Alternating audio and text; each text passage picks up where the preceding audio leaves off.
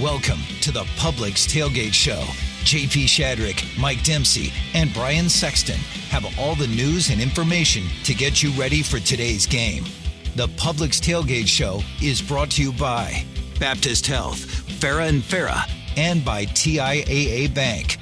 The Publix Tailgate Show starts right now.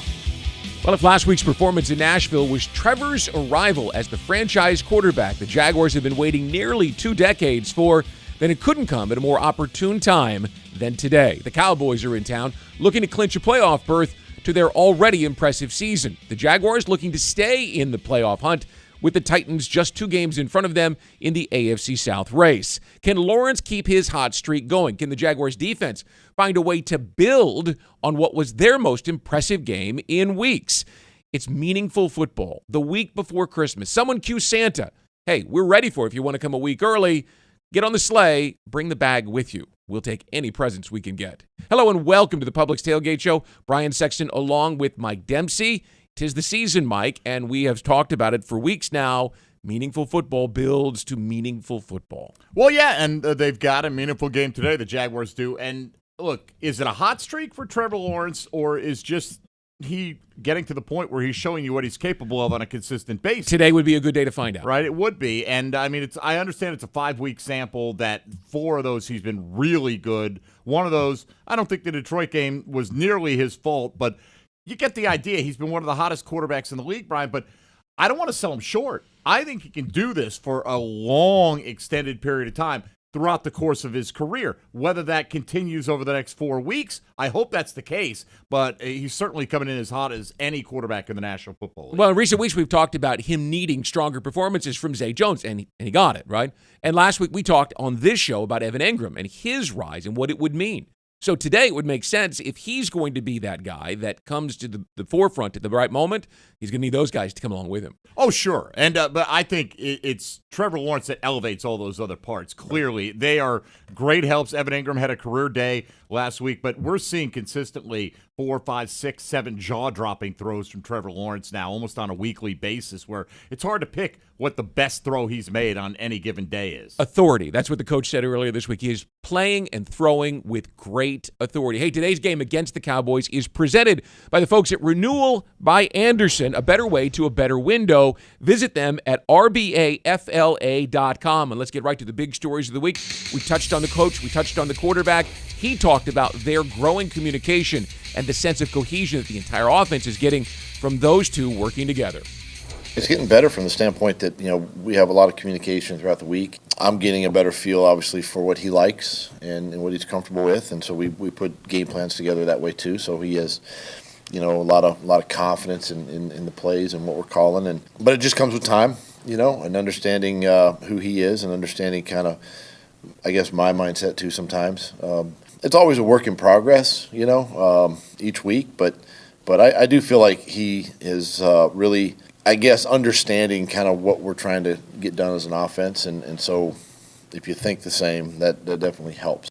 Look, every coaching staff tries to put together a game plan that is tailored to the strengths of their quarterback, but I think what you're seeing, Brian, is that Trevor Lawrence is really confident in himself and the way he's playing, and he's playing, the cliche above the X's and O's a little bit, as evidenced by his rushing touchdown last week. Supposed to be a handoff. He had the feeling that the play was, I'm going to keep it myself. It was a decision he made on his own, and it was the right decision, and you don't make that kind of call. He would not have done that last year. You have to have the confidence that you could pull it off and that you're kind of the guy. And as Doug Pederson said, Trevor Lawrence has been putting this team on his shoulders lately, and that was an example of it. How many times, especially after a close loss, have we heard Trevor Lawrence stand in the locker room after the game, stand in front of the media and say, I'm confident in who I am and what kind of player I'm going to be? And I think that play on the goal line last week proved that he exactly is that guy. All right, let's go to Trevor Lawrence's perspective on what Doug Pederson has meant to the Jaguars' development this season.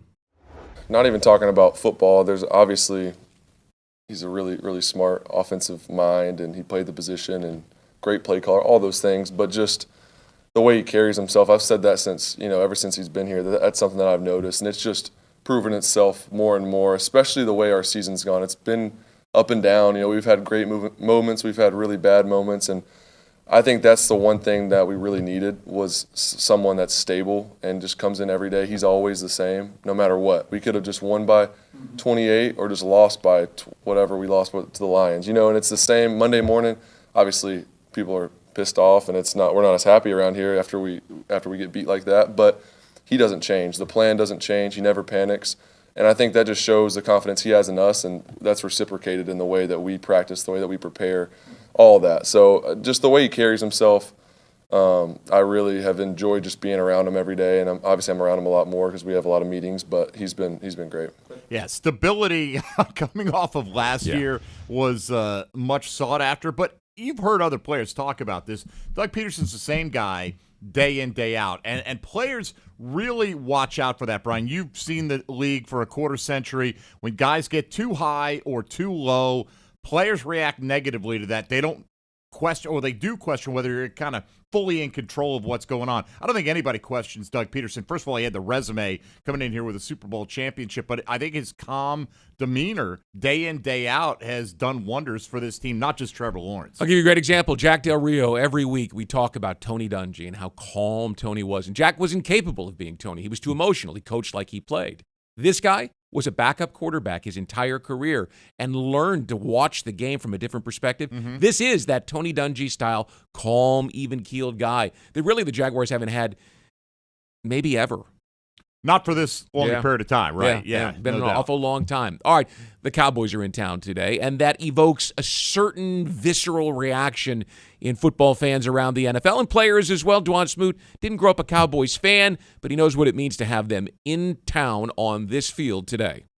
I feel like it's definitely more fun. The atmosphere is different. You know, I played against them one time, but you know, growing up, my dad was a Broncos fan, so not much Cowboy games on. But it's definitely gonna be electric. You know, it's gonna be even fans. I mean, it's gonna be half Jacksonville, half Cowboys. And we know we got a lot of Cowboy fans here in Jacksonville as well too. So we definitely feel like the atmosphere is gonna be electric. You know, and we just got to go out there and do what we got to do for sure. It will be a playoff atmosphere. Cowboys travel well. They're America's team, right? I mean, they are the most popular team in the National Football League. The valuation of the franchise is the greatest. In all of sports. Right, of all sports. And, you know, Dwan Smoot, hearing from him makes you remember he may play a massive role today depending on the availability of Trayvon Walker. You could see Dwan Smoot taking on a large role both as a run stopper and a pass rusher. Other side of the ball, Mike, the Jaguars have to get the run game going. The last 5 weeks, they've averaged 67 yards per game and only 3.5 yards per carry. Some of that's been due to injury. Some of that's been due to really good run defense like last week in Nashville. But they've got to find a way to get it going. So I asked left guard Tyler Shatley, what's it going to take today against the Cowboys? Yeah, you know, we're just trying to do like individual. Yeah, you know, we're just trying to do like individually like our job. You know what I'm saying? Like block our guy. A lot of, you know, just communication and just get on the same page, and then just finishing the blocks. You know, staying on them as long as we need to get the run back to the second level, third level. I feel like Shatley would give that answer no matter what you asked about offensive line play at any week 100%. of the year. 100%. Look, you could argue they stayed with a running game that was a little bit ineffective last week because ETN did have 17 carries. But when you consider how many times Trevor Lawrence threw it, the balance, Doug Pederson and the staff don't care about it, right? If it's not effective today, they're going to try to run it because you want to slow down DeMarcus Lawrence and Micah Parsons and Dorrance Armstrong and these guys who are having terrific years. But if it's not working, they're not going to bang their head against the wall. If they have to throw it 90% of the time, if that's what's helping them move the football, that's what they're going to do. And let's wrap up this first section with a little perspective. Every one of us has a go-to guy in that locker room, someone that gives you a little bit of behind-the-scenes flavor to be able to tell the story better. Evan Engram is a guy that I go to every week, and I asked him all during that 5-game losing streak when things didn't look as if it was going to turn around, how does it feel to be sitting right here, right now, with the opportunity to beat the Cowboys and stay in the playoff chase? It means a lot. I mean, you know, you come into each season, and obviously as you get older, you know that there's going to be bumps and bruises and downfalls in the season, but then there's times where it goes up. There's times where you have success, and we're in the middle of it. We're in the middle of it. And I think it's just special just from what, this franchise has been through and what this team has overcome. To hear that the game is sold out on Sunday against one of the best teams in the league, it really don't get any better than that. Yeah, look, Evan Engram had a career performance last week, and maybe it'll be somebody else this time around, Brian, but I think what he's talking about goes to the heart of them believing, truly believing. It's easy to say, oh, yeah, we're in it. We're going to prepare this week the same as we did last week. When you're losing 5 in a row, that gets to professional athletes. It can. With the exception of the Detroit game, this team has shown up every single week and competed at a pretty high level, and I think you're seeing the benefits of that labor right now. All right, that's a sound to begin, and we'll have much more throughout the course of the Publix Tailgate show. Time now. You're a movie guy, right? Of course. Yeah. The Paramount music, the music that kind of leads up before the intro to the movie starts. I feel like this segment needs that bump ba bum, right? Just to let everybody know. Exactly right. You might be the most complete professional I have ever worked with. Is that right? I just want you to know that. Oh yeah, I'm just just a Paramount music box. Well, when you can play that card to help me set up this segment, one that really doesn't. Great team, Brian. It does not need much more than to say, folks, it is time for the most electric, energetic moment of the first hour of the Publix Tailgate show. Here's Come On, Somebody. Oh, yeah. I got something for y'all this week. Oh, yeah. If you missed the verbal thrashing that Jeff Prosser and myself gave those boys of 105.3 The Fan out in Dallas, if you missed it, I got you. All right, we're back here on a Football Friday. Got the Cowboys coming to town this weekend. And listen, nobody's covered like the Dallas Cowboys. We'll be a part of that right now as we join the boys from the ticket out in Big D. Sean, no, we're RJ, the fan. Bobby. We're the fan. Oh, the fan. Sorry, yeah, my bad. Yeah, all good. Fan, ticket, score are all the same to me. Okay, cool. You guys' music, I was going to say made up for it, but that's some good intro music coming back right there. That's my guy, E.T. now. He'll spin it in there for you. Hey, stop playing with us, Dallas. Yeah. Duval County, homeboy. He knows. He's a little Duval. Oh, does your producer have any more music? He's got all kinds of music, man. All right. He has been around. He's a legend here. Hey, hit it. E.T., what county you live in, my man? Hey, y'all boys better know what time it is. Hold on, man. Let me help these boys out real quick, man. Yeah, I want to hear E.T. Yeah, what up? You gonna hear E.T. Okay. County pride, boys. County pride, man. Like a high school game. Stop playing. Shout out Denton County, man. Okay. Denton County. Denton. All right. Navarro County in this piece, All right, what are your predictions? What happens, Jeff, on Sunday? Look, where am I doing the show again, E.T.? Where are we? Oh, yeah. My God.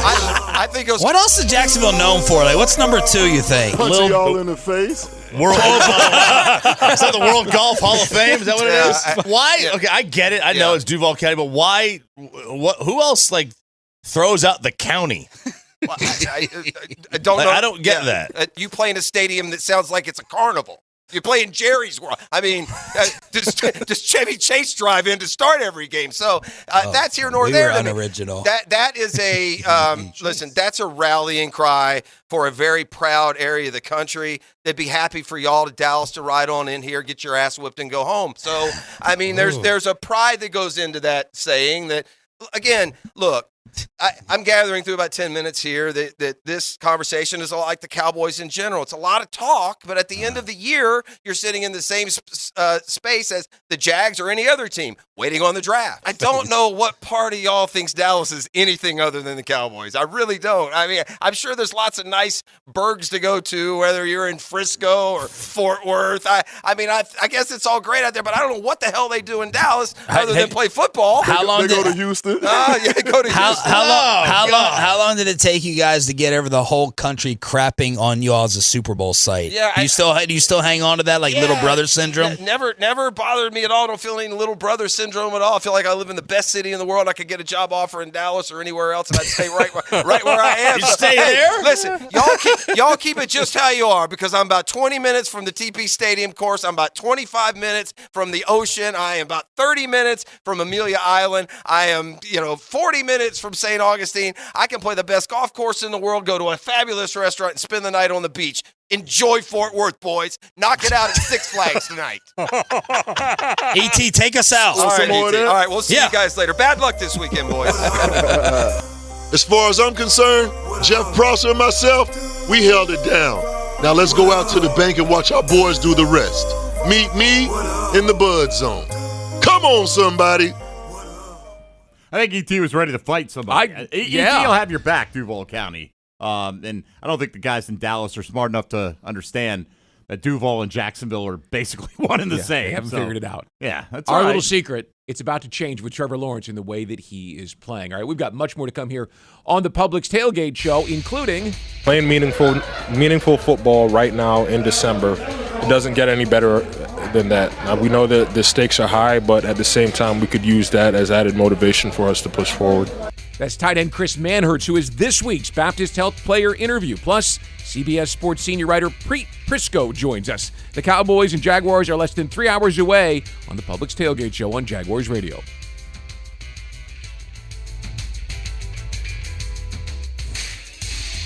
You're beyond busy. Between work and the kids, the dogs and the cat, let us help. With Publix Delivery powered by Instacart, you'll get the items you need from the store you know. Just shop online, select the time you'd like your order delivered, and grocery shopping is done, giving you more time to take care of everything else. Publix Delivery, powered by Instacart. Visit Publix.com/delivery to shop now. That's Publix.com/delivery. Item prices vary from in-store prices. Service fees may apply. Available in select zip codes. Publix, where shopping is a pleasure. Tired of hearing "fine" to every question you ask your child? Conversations with a child or teen in your life may sometimes feel one-sided, but they help build the foundation for lifelong mental wellness. Getting started can be Playing difficult, but you don't meaningful have to do it football. alone. Wolves and Children's On Our Sleeves program provides just what you need to spark conversations that have lasting benefits. For free tools and expert advice delivered to your inbox each month, visit wolfsandchildrens.com/onoursleeves. You've been putting back a few, and a few becomes a few too many. For a moment, you think of calling for a ride, but nah, you live nearby. What's the worst that could happen? You get pulled over, your insurance goes up, you lose your license, you total your car, you kill someone. The results of driving drunk are tragic. That's why law enforcement is out there looking for impaired drivers to save lives. So if you think you're okay to drive after a few drinks, think again. Drive sober or get pulled over. Paid for by FDOT. Storm season is here, and JEA is doing everything possible to prepare. We've invested millions in hardening our electric, water, and sewer systems to make them more resistant to extreme weather. By updating your contact information and signing up for alerts, you'll also be better prepared if a storm hits. And in the event we need to restore your power, we can keep you up to date on our efforts and get you back to normal sooner. Update your contact info today at JEA.com. JEA, building a more prepared community. Since 1916, Duval Motor Company is here to keep you and your vehicle off the sidelines. Their all-star lineup of dealerships provides superior sales, maintenance, and repairs for every make and model with Ford, Honda, Acura, Subaru, Chevrolet, and everything in between. At every Duval location across North Florida, Duval Motor Company always puts service first. In-store, online, or at your front door. Get service first with DuvalMotorCompany.com. At most sandwich places, asking for more of something is just part of the drill. But what if you never had to ask for more? What if more was just a given? At Daly's, more is what our sandwiches are built on. More meat, more cheese, more veggies, more quality, more taste. All for a price that's anything but more. Sandwiches from Dash, made fresh. Daly's.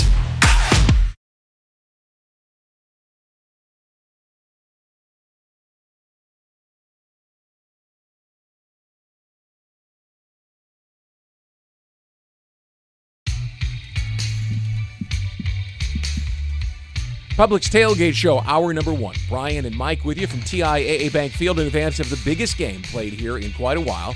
Maybe got to go back to December of 2017 when the Jaguars clinched the playoff berth. That big Seattle game when Blake Bortles went wild. Big game, obviously.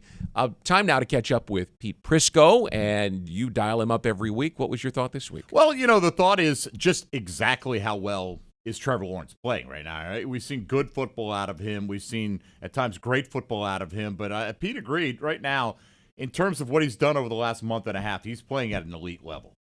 He really is, Mike, and you got to give him a lot of credit. Remember, about a month ago, people were killing him, saying he's a bust, as misguided as that was, and he's responded. And I think now you can see when he's on the field, the confidence, the game has slowed down for him. He's accurate. He's making really good throws, and he's avoiding the rush, which I think is important at times as well. So add it all up, and you're seeing the unveiling of a guy who will be a top 10 quarterback next year and gives the franchise sustainable success for the next decade. And he's getting a little chippy, Pete, and I think the fan base loves it, right? I mean, not only does he go after the Titans lineman who pushed Luke Fortner back into him on the kneel down, but came out this week and said, hey, I've kept the receipts. I know everything that's said and written about me. And I think Jaguar fans love the fact that he's playing and exhibiting a little bit more swagger right now. Yeah, and I think that's, who he is. Remember there was the whole talk about him being when he came out that he wasn't, isn't the quarterback that's going to take over the room or take over the team. And I think we're seeing that differently. And I think he's obviously up to the challenge of being the guy in the face of the franchise. I mean, they made him the face of the franchise a year ago when he was a rookie and his head was spinning, and that tells you what kind of kid he is. And he's got the attitude, he's got the receipts, and I love a guy who plays with a chip on his shoulder. Yeah, no doubt. And he had a tight end that went crazy last week. Evan Engram having a career-best day, also a Jaguar record for tight end receiving yards in a single game, 162 with a pair of touchdowns. Pete, this tight end depth chart gets pretty thin at the end of this season. Only Luke Farrell under contract. Do you think they'll prioritize trying to bring back Evan Engram? We know they're going to have some salary cap issues that they haven't had in recent years. Yeah, but there's a way to get under the cap. We know that. We know how it works, and you can release 3 or 4 players and restructure contracts, and you can get enough money to do what you want to do. Do they want to bring Evan Engram back? They should. And here's why. You're weakening a position that you don't need to weaken. And he's proving, at least in the last couple, games, particularly the last game, that he can be their go-to guy in passing situations. Is he an all-around tight end? No. They still need to get another one, and maybe you draft one later in the draft. But I think from a pass-catching standpoint, it would be foolish to let him walk out the door. All right, Pete, still some issues on defense, but they get covered up when you have 4 turnovers, so that was excellent from the defensive standpoint to create some and take advantage of a couple of Tennessee mistakes on other ones, but they're going to need to create some turnovers, it appears, this week against this Dallas Cowboy offense. Yeah, you have to. I mean, look, even Tennessee moved up and down the field at times against them and just turned the ball over, like you said, and that's big. You got to create the turnovers, but this Dallas offense can move it. I think they can get hot. They're good on the offensive line, although they're missing the right tackle. They can run the ball. Pollard is an electrifying runner at times. Zeke's a pounder. And, when Dak Prescott is playing well and throwing the football well, they're tough to stop. So, yeah, you got to turn them over because, they're going to score points against Jacksonville's defense. I think there's a little bit of a mismatch there. Yeah, well, and you look at the pass rush that Dallas potentially brings, Micah Parsons, DeMarcus Lawrence, Dorrance Armstrong. They can certainly wreck your afternoon that way as well. And one way to deal with that is to run the ball effectively, which last few games haven't been able to do that really. Do you think there is something they can do differently with the running scheme or their utilization of Travis Etienne, or do they just need to stick with it this week regardless? Well, I think you need to try and stick with it. You got to get him more involved. He hasn't looked like the same guy since coming back, which is concerning. But again, you got to try and get the run game going. They haven't been great blocking in the run game either, particularly Fortner. I think he's had problems in the run game. This isn't Kentucky, and that's something he'll learn as he gets a little bit better and a little bit older and a little bit stronger. But yeah, you can't just abandon the run and just say, hey, Trevor, go 403. And that's not the way you're going to win consistently in this league. So they got to keep at it with Travis Etienne. All right, tell us what you think's going down today. What's your prediction? A lot of points. I think it's going to be fun. I think they're going to go up and down the field. I think both teams will score a lot of points. And in the end, though, I think Dallas will find a way to win the game. But, boy, I'll tell you what, Mike, meaningful game in December in Jacksonville. Haven't had that phrase for a while, right? Haven't had that in a while, Brian, and it's good to have it. The Jags going up against an historic streak as well. 20 straight defeats to NFC opponents is almost unfathomable. Opening day 2018 in New York. Crazy. It's the longest streak since the AFL-NFL merger that one team has lost to the other conference. So we'll have to get that snap today. Obviously, it's a challenge today with the Cowboys coming in at 10-3 and the chance for them to clinch a playoff berth coming off of a poor performance against the Texans. They should be fully ready. They will not be caught off guard, you would think, with the Jaguars and the tape that they put up last week in Nashville. All right, well, look, something else that has to come back to a fully animated state this week is the Jaguars' running game. I mentioned earlier, averaging just 3.5 yards per carry over the last 5, only 67 yards per game over the last 5 weeks. That's got to change, and a big factor today will be tight end Chris Manhertz. He's the third offensive tackle. He's the guy that's going to put his hand in the ground and help get this thing going. He knows where it is, and he knows where it has to be if the Jaguars are going to play winning football these final 4 games. I could point it to a couple of things. Mainly, for example, sometimes it's penalties, but I think a lot of it just comes down to us finishing our blocks and being detailed in our assignments. It's a simple thing, but that's the one differentiating factor that can inhibit us or make us more effective in the run game. Years ago I heard that stopping the run is an attitude. Is it the same thing with the running game and being able to run the ball? 100%. A lot of it is attitude. A lot of it is detail, and a lot of it is just want to. And nothing against, obviously, the guys here, but it's pretty simple. We just have to be more detailed in our assignments and just finishing our blocks. How much does what the passing game has been able to produce the last couple weeks help the run game become more available? That certainly helped. But at the same time, there will be moments, and I'm sure there will be moments where we're going to have to rely on the run game a lot more. So fixing the problem where it is now would be way more beneficial. The Cowboys come in with 2 running backs, a little different. Do you feel like that's an advantage they have to be able to do that? And do you think this team has 2 running backs they can rely on? 100%. That's not without a shadow of a doubt. But like I said, it's a lot of things that goes into the run game, and us just being effective and playing complementary football between pass and run could also help us get more effective in that as well. Are you enjoying this offense this year? It's really starting to have some flavor, right? You see the tight ends getting more involved, which you've got to be smiling about. It's always a good thing. It's always a good thing. Coach just opens up the playbook. We get the game plan every Wednesday, and Coach is one of those coaches that if he could, he'll call every single play on that sheet. So we just have to be ready as players at our position groups and, just be ready to make a play when it happens. By a little perspective, a year ago, they had fired the coach, and this thing looked like it was standing still. It was doom and gloom. And here we are now, a week before Christmas, with a meaningful game. It's I don't want to say it's miraculous, but, man, it sure feels good. Do you have that same sense? Absolutely. It's definitely a good thing. To me, last year was kind of a blur at this point, but like you said, playing meaningful football right now in December, it doesn't get any better than that. We know that the stakes are high, but at the same time, we could use that as added motivation for us to push forward. How do you balance the fact that you're going to play a physical football game against the Cowboys, and then you got to turn around on Thursday and play in New York? How do you get ready for that? A lot of it is mental more than physical. Coach has done a great job throughout the week just preparing us as far as giving us rest and balancing between walkthrough, jog-through tempo, and limiting our volume. So I'm not too worried about that. We'll be getting ready to go physically. It's all about the mental. Take us behind the scenes. Can you enjoy the Christmas season in the middle of a football season? It helps when you have a Thursday night game and you could enjoy Christmas on Sunday with your family. So it's always good. It keeps it in perspective, and it's really about the little things that matter when it comes down to it. Chris Manhertz, our player interview presented by Baptist Health and the Jacksonville Orthopedic Institute, the official sports medicine provider of the Jacksonville Jaguars. I asked someone who would know this week where Manhertz comes in. We've had some really good blocking tight ends here, Kyle Brady and Mercedes Lewis, and he said as a run blocker, he holds his own with Brady and with Mercedes Lewis. And I think it might be a tell today just how much I want to run the ball, how many reps we see Chris Manhertz get today.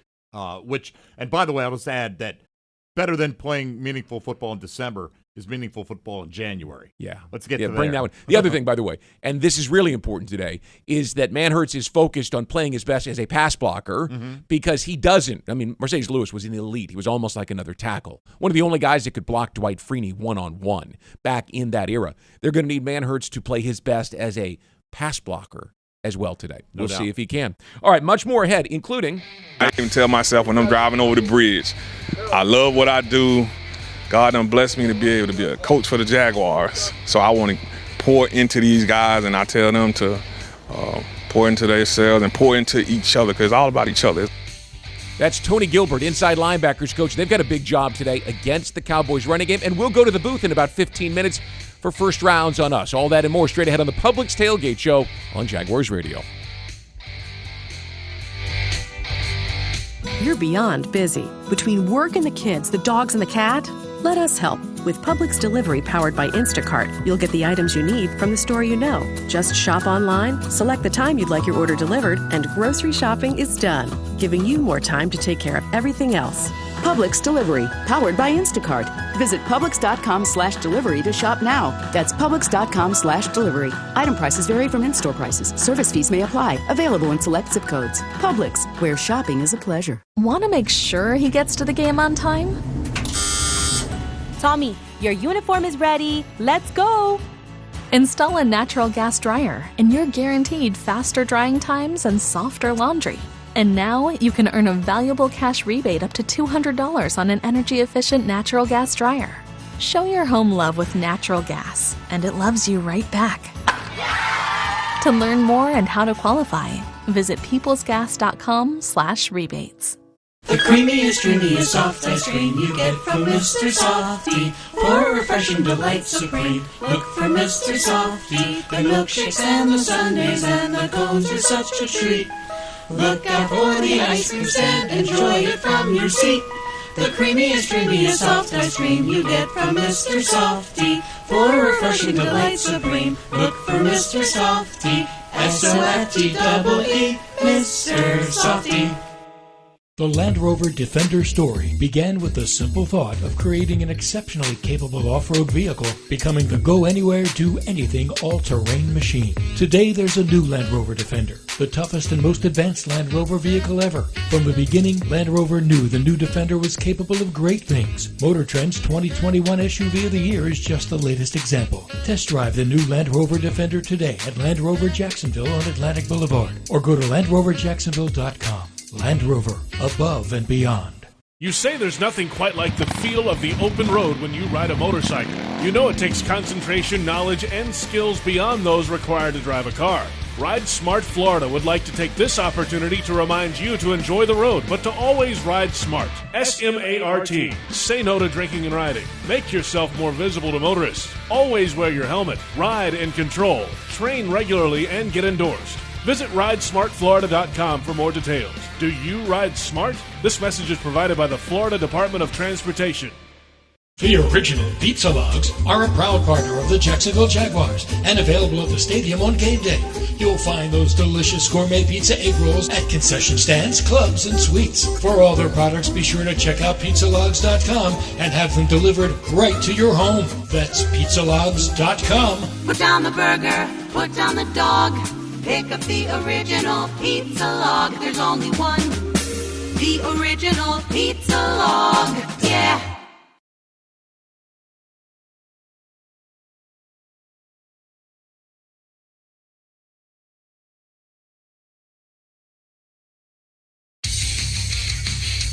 Welcome back, Publix Tailgate Show. Hour number 1 rolling along. JP Shadrick is in this seat for hours 2 and 3. Kickoff coming at 1 o'clock Eastern Time from TIAA Bank Field in Jacksonville. Jaguars Game Day Radio is brought to you by our friends at VyStar. VyStar reminds you to do good and bank better. VyStar Credit Union, again, a proud sponsor of Jaguars Game Day Radio. And today's game is presented by Renewal by Anderson. A better way to a better window. You can visit them at RBAFLA.com. Renewal by Anderson, the presenting sponsor for today's game against the Cowboys. And now here in the third segment of hour number 1, time for our weekly commentary from Rick Ballou. Look at this team. Dak Prescott, Tony Pollard, who many believe is better than Zeke Elliott, CeeDee Lamb, Noah Brown, Michael Gallup, Dalton Schultz, the entire offensive line. As a matter of fact, you look at the top 12 Dallas Cowboy players on the offense, all drafted by Dallas. Defensively, all-world Micah Parsons, DeMarcus Lawrence, Trayvon Diggs. 9 of the top 12 defensive players, if you were to go to nickel and put in the rookie Darren Bland, all drafted by the Dallas Cowboys. Amazing. Let's look at Jacksonville. Okay, 4 of their 5 offensive linemen, Cam, Shatley, Fortner, Juwan, all selected by the Jags. Obviously, Trevor Lawrence and Travis Etienne. Defensively, oh boy, you got a couple of veterans, Josh Allen and Devon Hamilton. The last couple of years has really produced good football players, right? Tyson Campbell, Andre Sisco. They're rookies, Trayvon Walker, Chad Muma, Devin Lloyd. But that's it. This is the blueprint in the NFL. If you want to consistently win, you must draft your own players. Now, around here, it's probably 50-50. Should they have given the bag to Cam Robinson? Next up, it's Josh Allen. You're going to pay him an enormous amount of money. Are they going to keep Jawan Taylor around as the right tackle as well? This is what it's all about, and this is why the Dallas Cowboys have been such a great organization. Sure, they have produced 12 drafted Hall of Famers. That includes Jacksonville's own and former Olympic gold medalist, the Bullet, Bob Hayes. But they've also gone out and done it with tremendous front office personnel and coaches. Jimmy Johnson, Tom Landry, Tex Schramm, Gil Brandt, and of course, the owner and general manager, Jerry Jones. All right, Jaguars have their hands full today with the Cowboys, Mike, and from your perspective, we've seen some great 1-2 tandem, running back tandems in the NFL. Mm-hmm. The one in Cleveland has been the standard for the last couple of years. Before that, Carolina had a great 1-2 punch. Where does this group that we're seeing in Dallas today, Pollard and Elliott, come in your estimation? Well, it's not – I don't think it's peak Ezekiel Elliott. I mean, he's having a decent year, but it's not the same Elliott of 2-3 years ago. And, you know, when you compare it, though, to that Cleveland combo right now, it's really just the Nick Chubb show. As Kareem Hunt has been underutilized all year. But the big thing with Dallas is Tony Pollard has come on, and many teams would treat him like a feature back. They have the luxury of having a guy who can run it between the tackles and Elliott, and Pollard can hit those home run plays, great in the passing game as well. They found the balance between these guys. It's probably as good as any tandem currently in the league. I don't think it's necessarily one of the old-time greats, the way they're playing right now, but it's definitely something for the Jags to have to worry about today. The numbers are there this year. About 1,800 yards rushing, 18 touchdowns. Both are averaging better than 4 yards per carry. So I caught up with inside linebackers coach Tony Gilbert off the practice field on Wednesday afternoon. He said, look, it's not like we're at a whiteboard coming up with some mathematical formula that would challenge scientists. It's a pretty simple formula. The question is, can the guys go out on the field today and execute the plan that we have? He knows what they're up against. 2 great running backs. Zeke's been doing it for a long time. Pollard, I saw at Memphis because I coached at UCF, so I saw him when he was playing receiver and running back, and he ran all over us in the championship game. Luckily enough, we won, but he's still very gifted. So 2 gifted backs. That's going to be a great challenge for us. And a really good offensive line. I mean, I think Zach Martin's about as good as they come at guard. It looks like this is maybe the biggest challenge you've had this year. I guess in the NFL, every week is a challenge. So, this is the next one up. So, of course, with them being behind Philly in their conference and got a 10-3 record, it's a really, really, really great football team. So what's the key from a linebacker's perspective to shutting down the run? And does it change depending on which back's on the field, Tony? It doesn't change. We got to have great eyes. We got to communicate. We got to get lined up, and we got to tackle. Tell me about Shaq Quarterman, because and I'm going to ask you about Devin Lloyd and Chad Muma, obviously, but the play he made last week, and I see on the practice field working with him over time. Tell me how that young man is doing and what that play meant to him. He's doing great, and I know I was in his situation as far as being a backup linebacker. You're always I don't say waiting. You're working for your opportunity. So when you get an opportunity, you can make a play like that. So it was great to see him, get his plays. And we always say, don't count your reps, make your reps count. And he definitely made it count. Coach Doug always talks about the middle 4, the 4 minutes before half and the 4 minutes after, and that helped us score before we went in, and then we scored coming out. So that was a great momentum shift for us to get that takeaway and to put points on the board. All right, so now let's start with Devin Lloyd, who the word was he was a little overwhelmed. I thought he played his best game last week. Doug Pederson confirmed that midweek. Tell me what you see from him. I think he's getting better, and I think, being a rookie is challenging. It's your first time through. You coming from being a Pac-12 guy, All-American guy, to something that's different, and I think he's handling it well. So people that question say, hey, he was the Defensive Rookie of the Month in September. What happened? Well, being in the NFL happened. It's going to take time to get back to that level. It's an extremely humbling and challenging game because you're playing against men, and that can present a lot of challenges. Now, Muma got into the ball game a lot. How's he done? And it looked like in the Detroit game they were throwing the same kitchen sink at him that everyone had thrown at Devin. Yes, it is. And Chad is great. He has a great mentality, smart, intelligent football player. That's just that's what comes with being a rookie. It's your first time through, and it's almost like you're seeing everything for the first time. And I think make the corrections. He see it. He know what he need to work on, and we all do. Because I'm probably harder on myself than those guys are going to be on them. Because in my mind, I'm like, did I give them the look? Did I do this? Did I do that? So I go home at night thinking about all these guys. Like, what can I do better to make their jobs easier? Did you have all this gray hair in your beard when the season began? I had a lot, but I think I've not cut it. So of course it's coming. But I'm sure it has got grayer. So a couple more quick questions with you. Take us behind the scenes. What was it like the week after the Detroit game?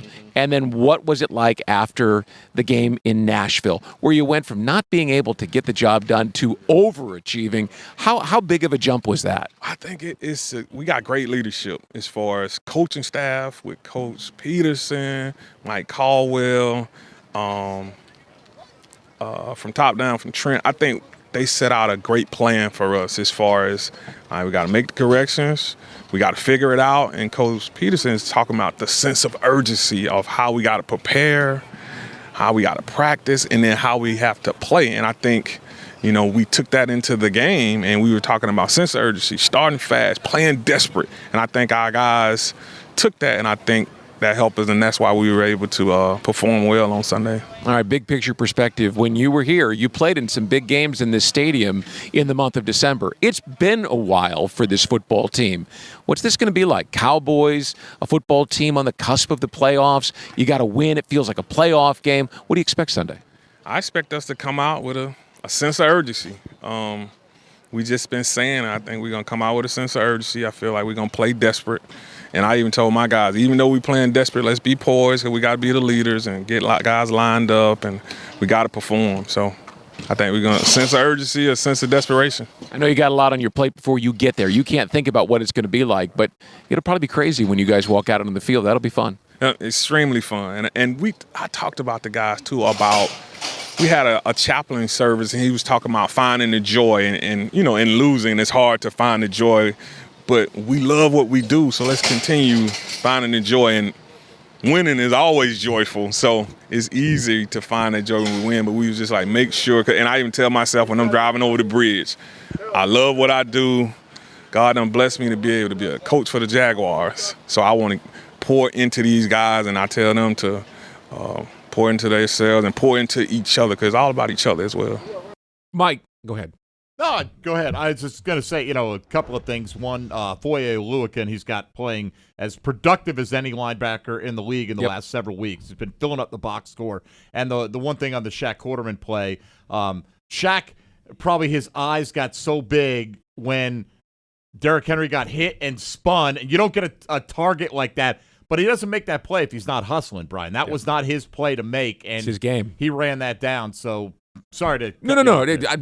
I just wanted to, one of the things Tony and I talked about was the defensive line. Last week, Roy Robertson-Harris and Foley Fatukasi and Devon Hamilton all played big, right? They all had big games. Today, against a very good Cowboys line, if the Jaguars are going to stop the run, those three guys have to have their best games of the season. Correct. And it hasn't always been the case this year, right? I mean, there have been times when they've been excellent against the run. This Dallas offensive line isn't what it was maybe 4 years ago, but it's still pretty formidable. And obviously a big challenge with Tyron Smith coming into the lineup, and he'll move to right tackle, we're told by the folks from Dallas, so we'll see where that one goes. All right, much more ahead, including the first rounds on us. By the way, PRI Productions is the official event production company of the Jaguars. They have everything you need to bring your next event to life.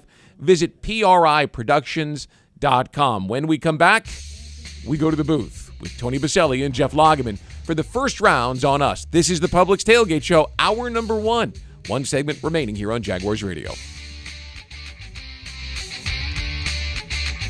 You're beyond busy. Between work and the kids, the dogs and the cat, let us help. With Publix Delivery powered by Instacart, you'll get the items you need from the store you know. Just shop online, select the time you'd like your order delivered, and grocery shopping is done, giving you more time to take care of everything else.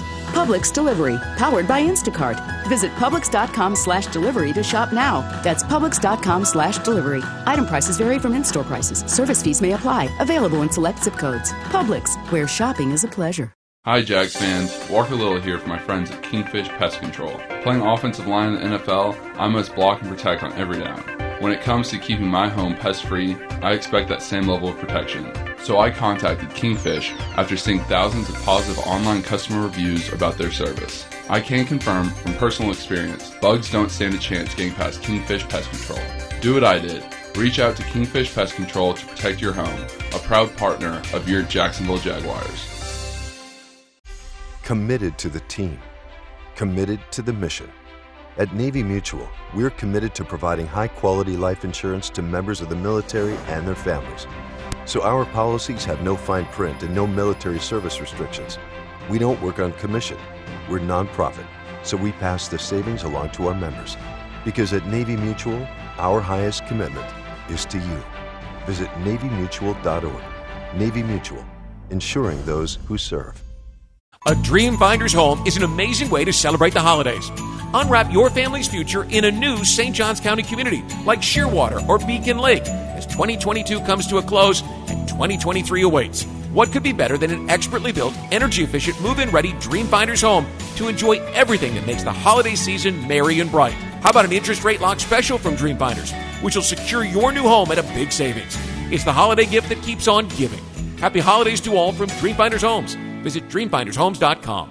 Feeling hungry, Jaguars fans? Fuel your Duval energy with a delicious Stallmeyer all-beef hot dog on game day as you support your Jacksonville Jaguars. Whether you're at the game or at home, it's not game day without a Stallmeyer all-beef hot dog made in Florida. Stallmeyer all-beef hot dogs will fuel your energy to help bring on a victory for the Jacksonville Jaguars. Stallmeyer all-beef hot dogs are available at your local Publix supermarkets. Don't feel hungry, Jaguars fans. Fuel your energy with the official hot dog of the Jacksonville Jaguars. Stallmeyer. Yingling Traditional Lager. The beer for drinkers who know how to tap into their inner eagle and spread their wings.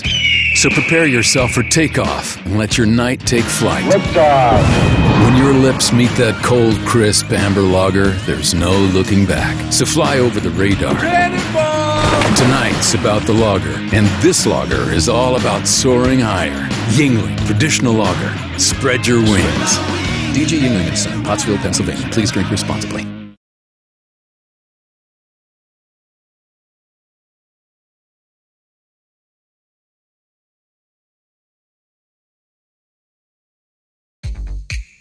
And we're back to wrap up the first hour of the Publix Tailgate Show with a flourish, Mike, in advance of the Jaguars' biggest home game since at least 2017. To stay in the playoffs or not, today is a big deciding factor in the Jaguars' hopes to chase down the Titans in the AFC South. And our broadcast is always brought to you by Publix, where shopping is a pleasure. Time now, speaking of that flourish, for first rounds on us.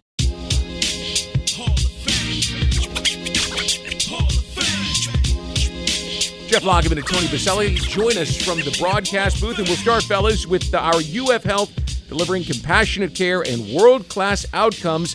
That's our game plan. We'll go with their finding solutions. If the Jaguars are going to slow down the pass rush, they're going to have to be able to run the ball. The last 5 weeks, 3.5 per carry, 67 yards per game. for the Jaguars on the ground. So how do they get it going today?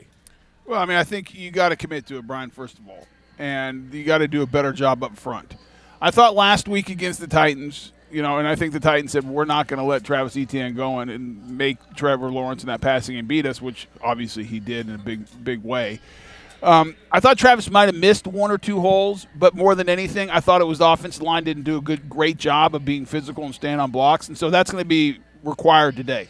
Because unlike the Titans, the Cowboys have a great pass rush. And so you cannot get behind the sticks and getting obvious passing situations too often today. And so that's the onus is on Manhurts at the tight end and those 5 offensive linemen. They got to be physical. They got to do a good job on their combo blocks, getting up to the next level. And then Travis Etienne, I think, has to show a little bit more patience as he gets the ball. He is so fast, so quick downhill, which you like because he's aggressive, but it leads to 2 things. Sometimes he misses some things, especially on the backside. And the second thing is he gets hit harder than any running back I've seen in the NFL by far. And I think you got to kind of do it more up into the middle. The Cowboys lost Jonathan Hankins. He's on injury reserve with a shoulder pec injury. And that's really the weakness, I think, if there is one with this Cowboys defense, is the players at defensive tackle.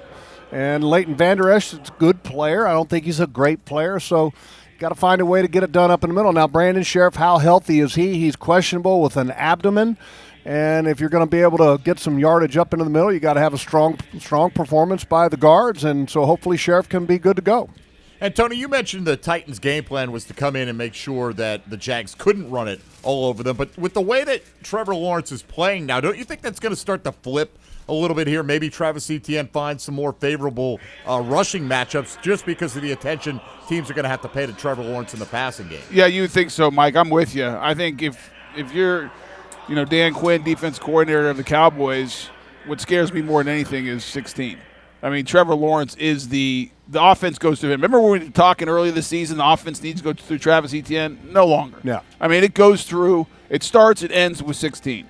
And he is playing at such a high level right now, and you're getting production out of guys besides Christian Kirk. We saw last week it was Evan Engram. The week before that, a couple weeks before that, it was Zay Jones. I mean, they are starting to develop some consistency and some connection between Trevor and these wide receivers, and I think the pass game is the strongest part of this Jaguars offense right now. And I think that it makes it difficult for defensive coordinators when they're trying to break down Trevor Lawrence. Okay, what do we stop? That's right. Because in reality, does Trevor ever really focus in on one guy? I mean, he really doesn't. And Trevor said this week that it's nice playing, essentially kind of to, quote him in summary, is that he said, there's no divas here. And so he doesn't feel like he has to press the ball to one guy. And you've got, a whole multitude of weapons, and the coaching staff feels really good week to week about changing kind of the game plan based on matchups. And it's nice to have a quarterback who doesn't have that pressure from this number one, I need the ball, give me the damn ball wide receiver, and I think that's allowed Trevor to flourish and get the ball where it needs to be. Guys, we'll take the 4 turnovers every week from the Jaguars defense, but you can't count on that. And let's not forget Derrick Henry almost went for 100 yards in the first quarter last week. So what kind of a challenge is this Dallas running game for this Jaguar defense today? Well, it's a big challenge, and I really want to see how the Cowboys line up. Jerry Jones came out and talked about Tyron Smith, who was brought back to the active roster off of IR, playing right tackle. That way they can kind of leave everybody else in place where they've been. And if that's the case, then the Cowboys can have a little bit more consistency. But I said this last week. If the big 3 for the Jaguars defense, and that's Roy Robertson-Harris, Devon Hamilton, and Fadakasi play well, then you've got a chance. Because if they don't play well, Ezekiel Elliott and Tony Pollard's going to rip them. I think this is a bigger challenge, Mike, than last week. Derrick Henry's a better back, and he is, the boogeyman for us especially. However, you have 2 good backs, Elliott and Pollard. Pollard is a home run threat, and you're playing it against a much better offensive line. It's anchored by Zach Martin, one of the best guards in all of football. 7 Pro Bowls. And so this is night and day from what you faced in an undersized interior Tennessee Titan offensive line. These are big men. These are powerful dudes. And they got weapons also outside. So you can't just load up the box because then CD Lamb is going to kill you. And so it's a much bigger challenge. And if they don't stop the run, it could get really bad And we had this conversation. You got to get turnovers, Jeff. Yeah, a couple days ago that, facing this Dallas Cowboys football team, I mean, this is about as well-rounded of a football team as you've faced all year, with the exception of the Philadelphia Eagles. And this is a well-rounded offense that the Cowboys have as well. But with this Jaguars defense, if they can find a way to get back to playing the way they were earlier in the year, where they were jam-up, solid, stout against the run, it gives them a better chance. But the defense has regressed. And last week, I think 4 takeaways helped hide a little bit of those inadequacies.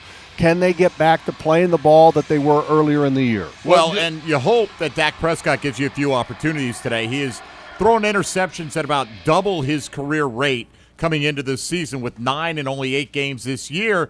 You got to take advantage of whatever opportunities you get in that department today, Mike, don't you? Yeah, Mike, you're exactly right, because I'm with Jeff. I mean, if you go back and take an honest look at that first half, Tennessee offensively was jamming it right down the Jaguars' throats. And if they don't turn it over 3 times, you wonder where that game goes. Now, we got the turnovers. The Shaq Quarterman big hit. That was a game-changing moment.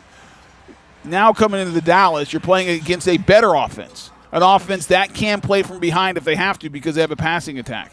And so you have to steal a couple possessions, because I don't think defensively we're good enough just to say, hey, we're going to keep you out of the end zone. We're going to be stout. We're going to be physical. We're going to get after the quarterback, and we're going to make it a long day for Dak Prescott. We don't rush the passer very well. Our secondary has some issues when playing man or zone of being consistent in coverage.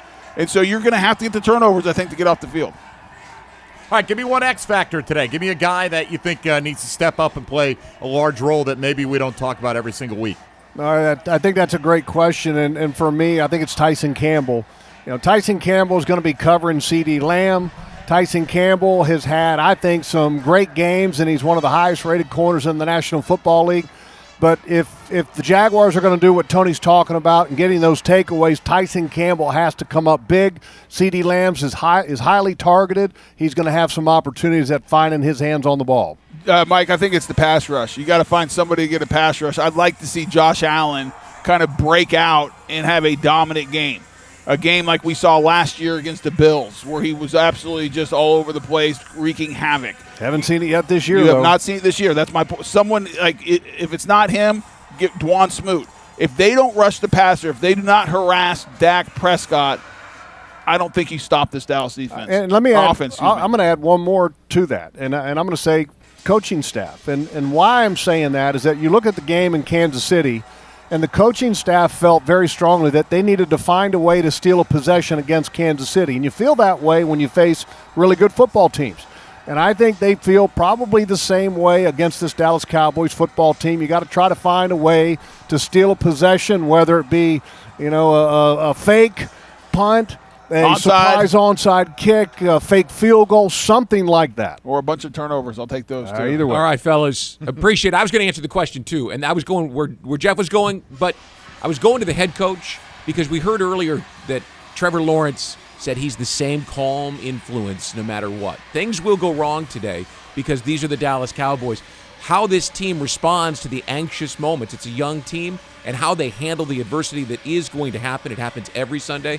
I think that goes to Doug Pederson, and I think his influence on the sidelines would be a big factor, Mike. Oh, that's true. I'm going with Dwan Smoot. All right. Hey, Brian, and the one thing I guarantee that I'm not worried about today is Doug Pederson remaining calm. That's who he is. And so I think that's the easiest guarantee of everything we've talked about today. I'm glad I can give you something to chew on, Baselli. Enjoy it. Have a good broadcast. Thank you, boys. Thanks, guys.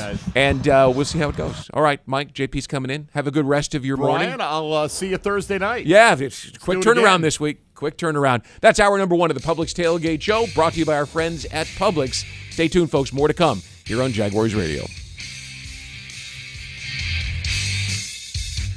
You're beyond busy. Between work and the kids, the dogs and the cat, let us help. With Publix Delivery powered by Instacart, you'll get the items you need from the store you know. Just shop online, select the time you'd like your order delivered, and grocery shopping is done, giving you more time to take care of everything else.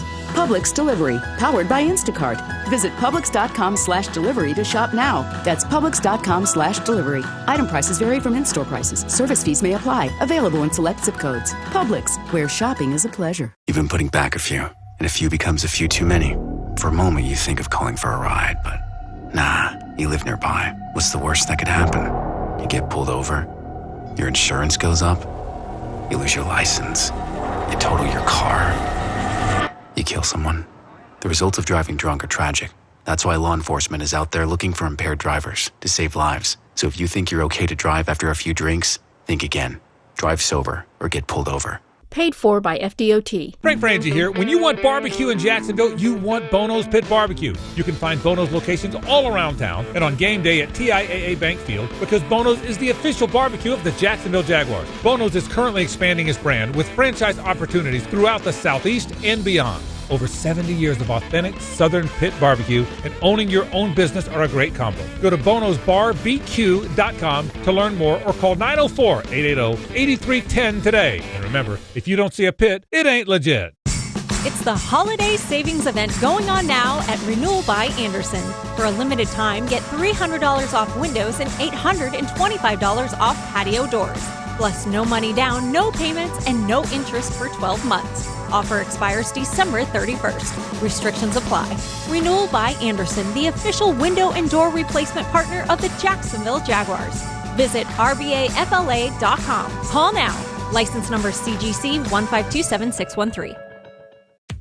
At Tropical Smoothie Cafe, one taste and you're feeling good now, smiling wider now, seeing brighter now, bucket dunking now, namasteing now, popping a wheelie now, living lighter now. You're on Tropic Time now. And on Mondays, try our Jaguars Duval Delight Smoothies for $2.99. And you're roaring louder now, end zone dancing now, sipping spirit now. You're on Tropic Time now at Tropical Smoothie Cafe.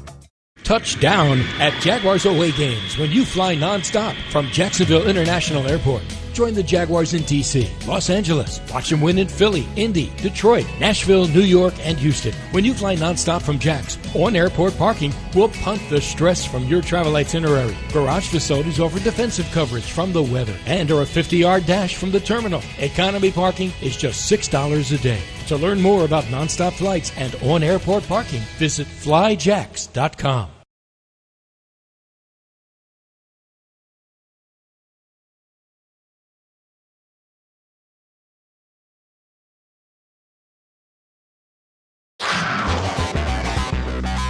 The Publix Tailgate Show continues right now. And it's hour 2 of the Publix Tailgate Show. Publix, where shopping is a pleasure. 2 hours away from Week 15, the Dallas Cowboys at 10-3. Second place in the NFC East, the Jacksonville Jaguars 5-8. Second place in the AFC South. JP Shadrick with Mike Dempsey. We're at the Jaguars Radio Network studios at the bank. Sold-out house today. Traffic should be interesting getting in. The tailgating will be festive. The weather is perfect. It's a meaningful December game at the bank, finally. I think, savvy Jaguar fans know to leave home early today. So I imagine they're probably ahead of schedule is my guess, JP. But, yeah, it's great. It's great to have, meaningful, buzzworthy football. And, look, we know there are going to be a lot of Cowboy fans here.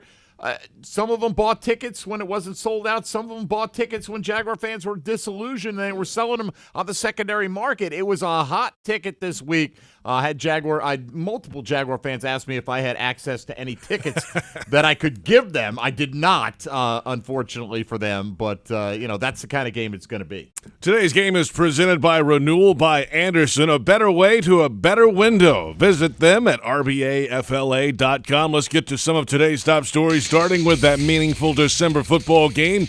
And head coach Doug Pederson says it should be easy for the team to be up for a game like this one, that's for sure.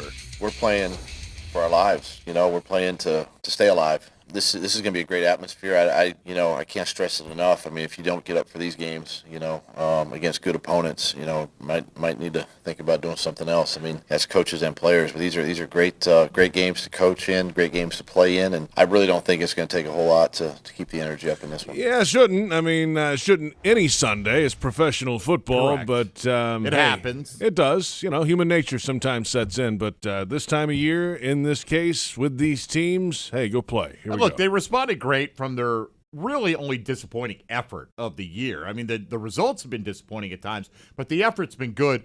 Against Detroit, it wasn't. And they, head coaching, offense, defense, they called each other out, and they needed to, and they responded in a big way.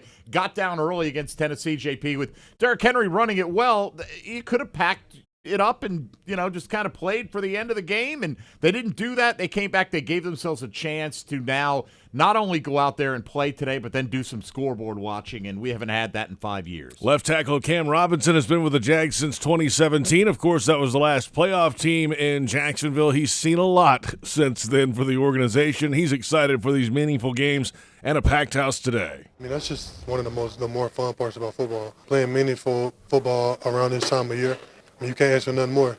That's kind of what you do it for. This is when the season really becomes the season. Of course, you take every game seriously, but you know the magnitude that these games hold this time of year. I mean, just kind of because of the way it's been around the past few years, I don't think people understand that when the stadium gets full and when it kind of gets going, it gets going. I mean, we're in Florida, man. It's football country, so whenever the football teams are rolling, it's always fun. They pack the bank out and it's loud and it's a great environment. Cam Robinson, a big piece of that offensive line, obviously has seen a lot around the organization over the years, hoping to take the next step down the stretch here for the Jaguars. Trevor Lawrence on fire since the game in London. The first and goal interception at Wembley was a turning point of sorts for him and the football team. I never forgot how I felt in that locker room. I don't want to feel like this anymore. I'm going to, one, start taking care of the ball, but two, I just want to be the player that I know I can be, and I think that kind of flipped a switch in me. And honestly, too, I think I have a little bit more of a chip on my shoulder now, just because last year and a half, I don't really forget what's been said and what people have written, and now you see people change their mind after a couple weeks, and but I remember everything, and I don't use that necessarily as my only fuel, but definitely use that, and I think that's something this team's done.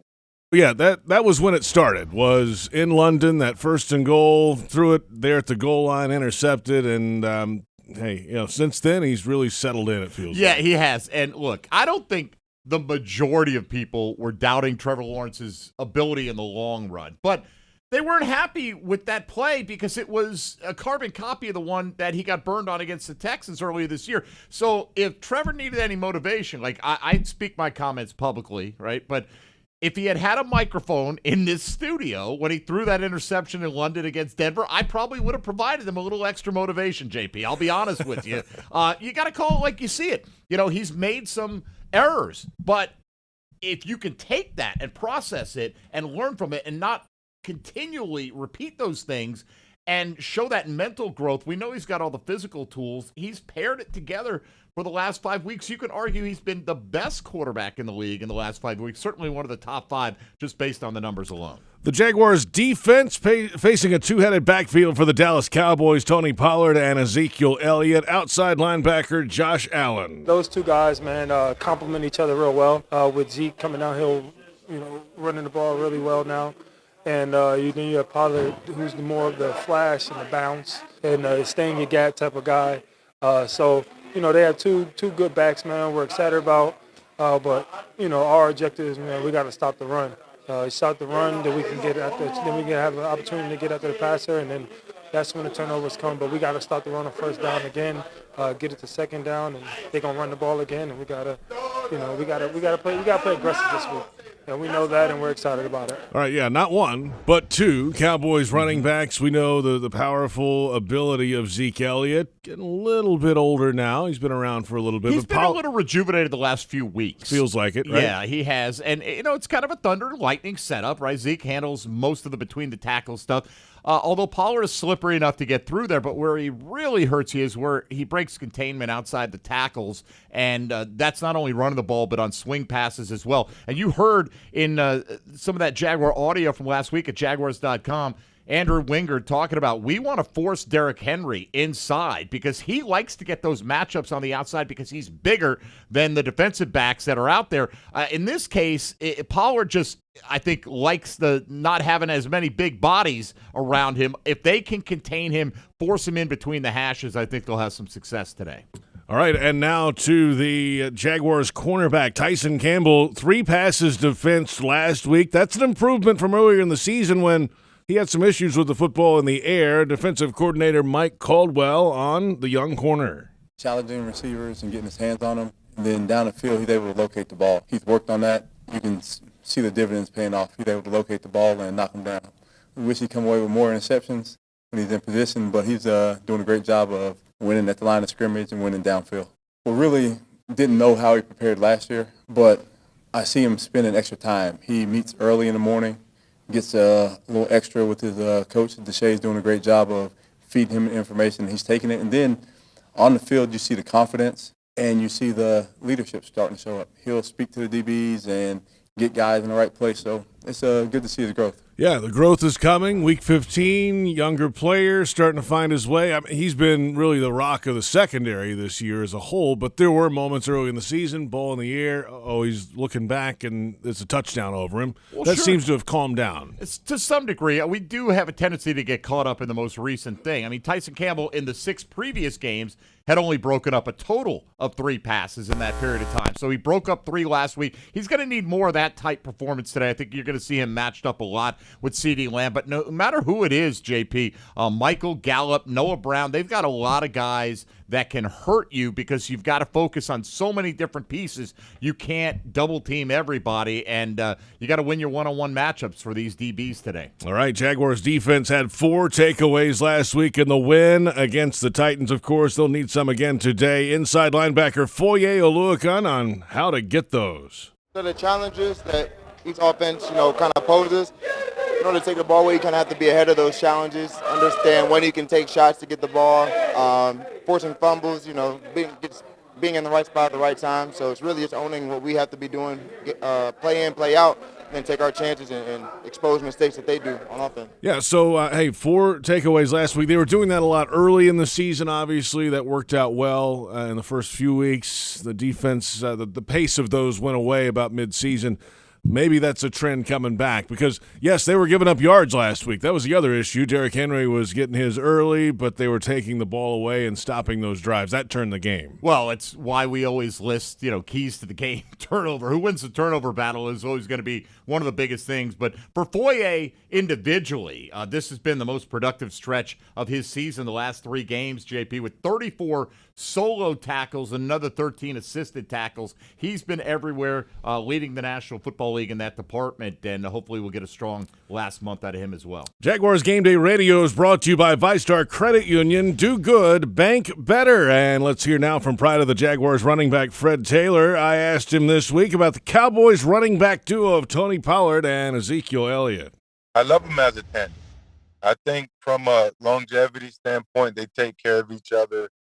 Zeke has been a star. Straight out of Ohio State, he made his mark on the NFL by being a league-leading rusher multiple occasions, but he slowed down some. He's getting up there a bit in age. He's approaching his 30s. But they have an amazing insurance policy in Tony Pollard, guy they drafted in 2019. So he's been around, maybe 2018. I don't want to shorten his career, something like that. But he's been around as a guy who has tremendous burst, and he's outplaying Zeke, as you said it. A lot of times we like to say the running back position is the luck of the draw, meaning some guys you get in there sometimes, this guy gets a great blocking opportunity and gets a hole, while this guy may not. And regardless of that, you still want to be dynamic and make a play and put your team in a great position to capitalize by scoring. But they have 2 guys that are threats. Pollard can take it a distance with his speed. Zeke, he could do the same. Zeke's going to give you more power. Pollard's going to give you more jump cut, slashing ability. But together, they make up the best tandem in the NFL.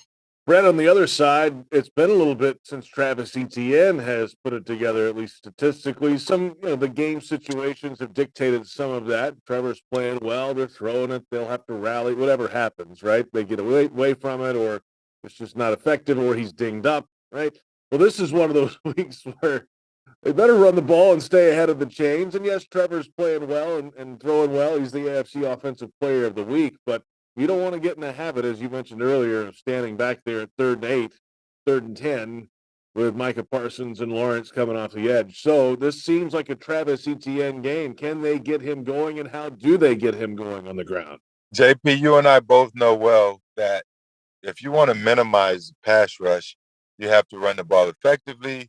Or if you do have to pass it, you don't want to be in 3rd and forever, meaning, 3rd and 7+. You don't want to You want to try and avoid those situations. And then the third thing, if you are in those situations, you want to be able to have certain protections called where the backs are releasing outside, so he can get a nice chip, or I like to call them chunks, off the defense, off the pass rusher. So either way, whether it's through run game success or being involved in the pass game, they're going to need Travis Etienne to be at the top of his game. Whether it's, a receiver out of the backfield getting a short check downs and then doing something with those are really extended handoffs. They're just recategorize it as a reception or a pass. But I'll take those any day of the week, as long as the ball is moving and you're not giving them a huge sign to tee off on in long down situations. So, but yeah, running the ball will be somewhere they need to start. Some quick hitter traps, something right up the gut, some quick call and play, some draws to keep them off balance. Either case, they're going to have to mix it up really well. That's Fred Taylor, of course. The full conversation with Freddie T now on the official Jaguars Podcast Network, or visit Jaguars.com and click the podcast tab at the top of the homepage. We're about 15 minutes away from the Inactives today. Up next, we'll go around the NFL and hear from the voice of the Cowboys, Brad Sham, on the running back room, Dak Prescott, and a fantastic defense in Big D. It's a 1 o'clock kickoff time in Week 15 for the Cowboys and the Jaguars, and this is the Publix Tailgate Show on Jaguars Radio.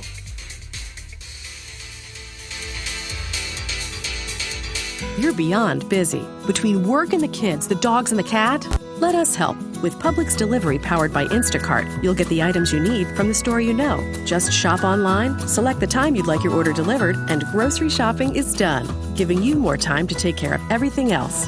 Publix Delivery, powered by Instacart. Visit Publix.com/delivery to shop now. That's Publix.com/delivery. Item prices vary from in-store prices. Service fees may apply. Available in select zip codes. Publix, where shopping is a pleasure. You say there's nothing quite like the feel of the open road when you ride a motorcycle. You know it takes concentration, knowledge, and skills beyond those required to drive a car. Ride Smart Florida would like to take this opportunity to remind you to enjoy the road, but to always ride smart. SMART.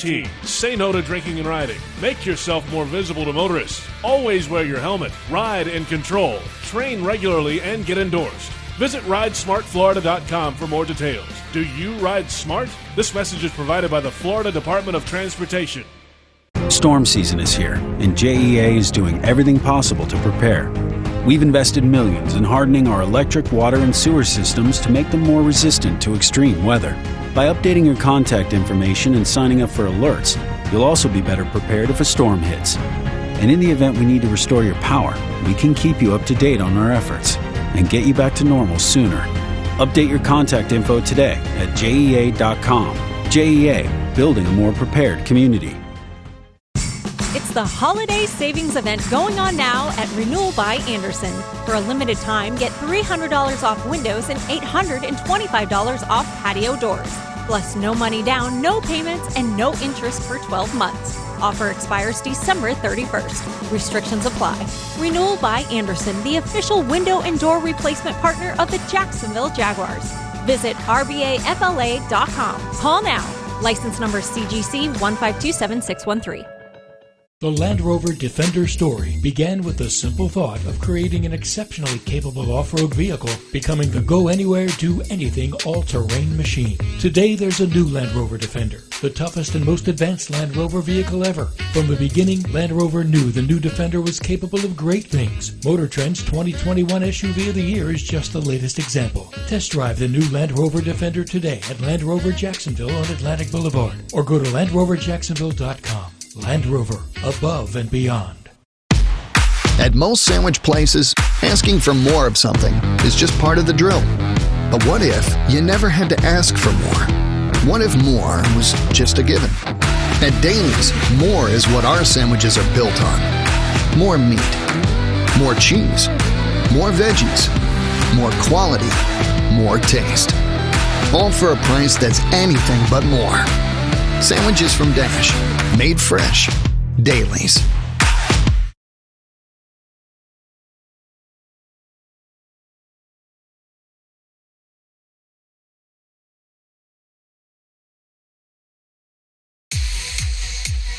JP Shadrick with Mike Dempsey. The Publix Tailgate Show continues. We're inside 2 hours from Week 15. The Dallas Cowboys at 10-3. The Jacksonville Jaguars at 5-8. Kickoff at 1 o'clock at TIAA Bank Field.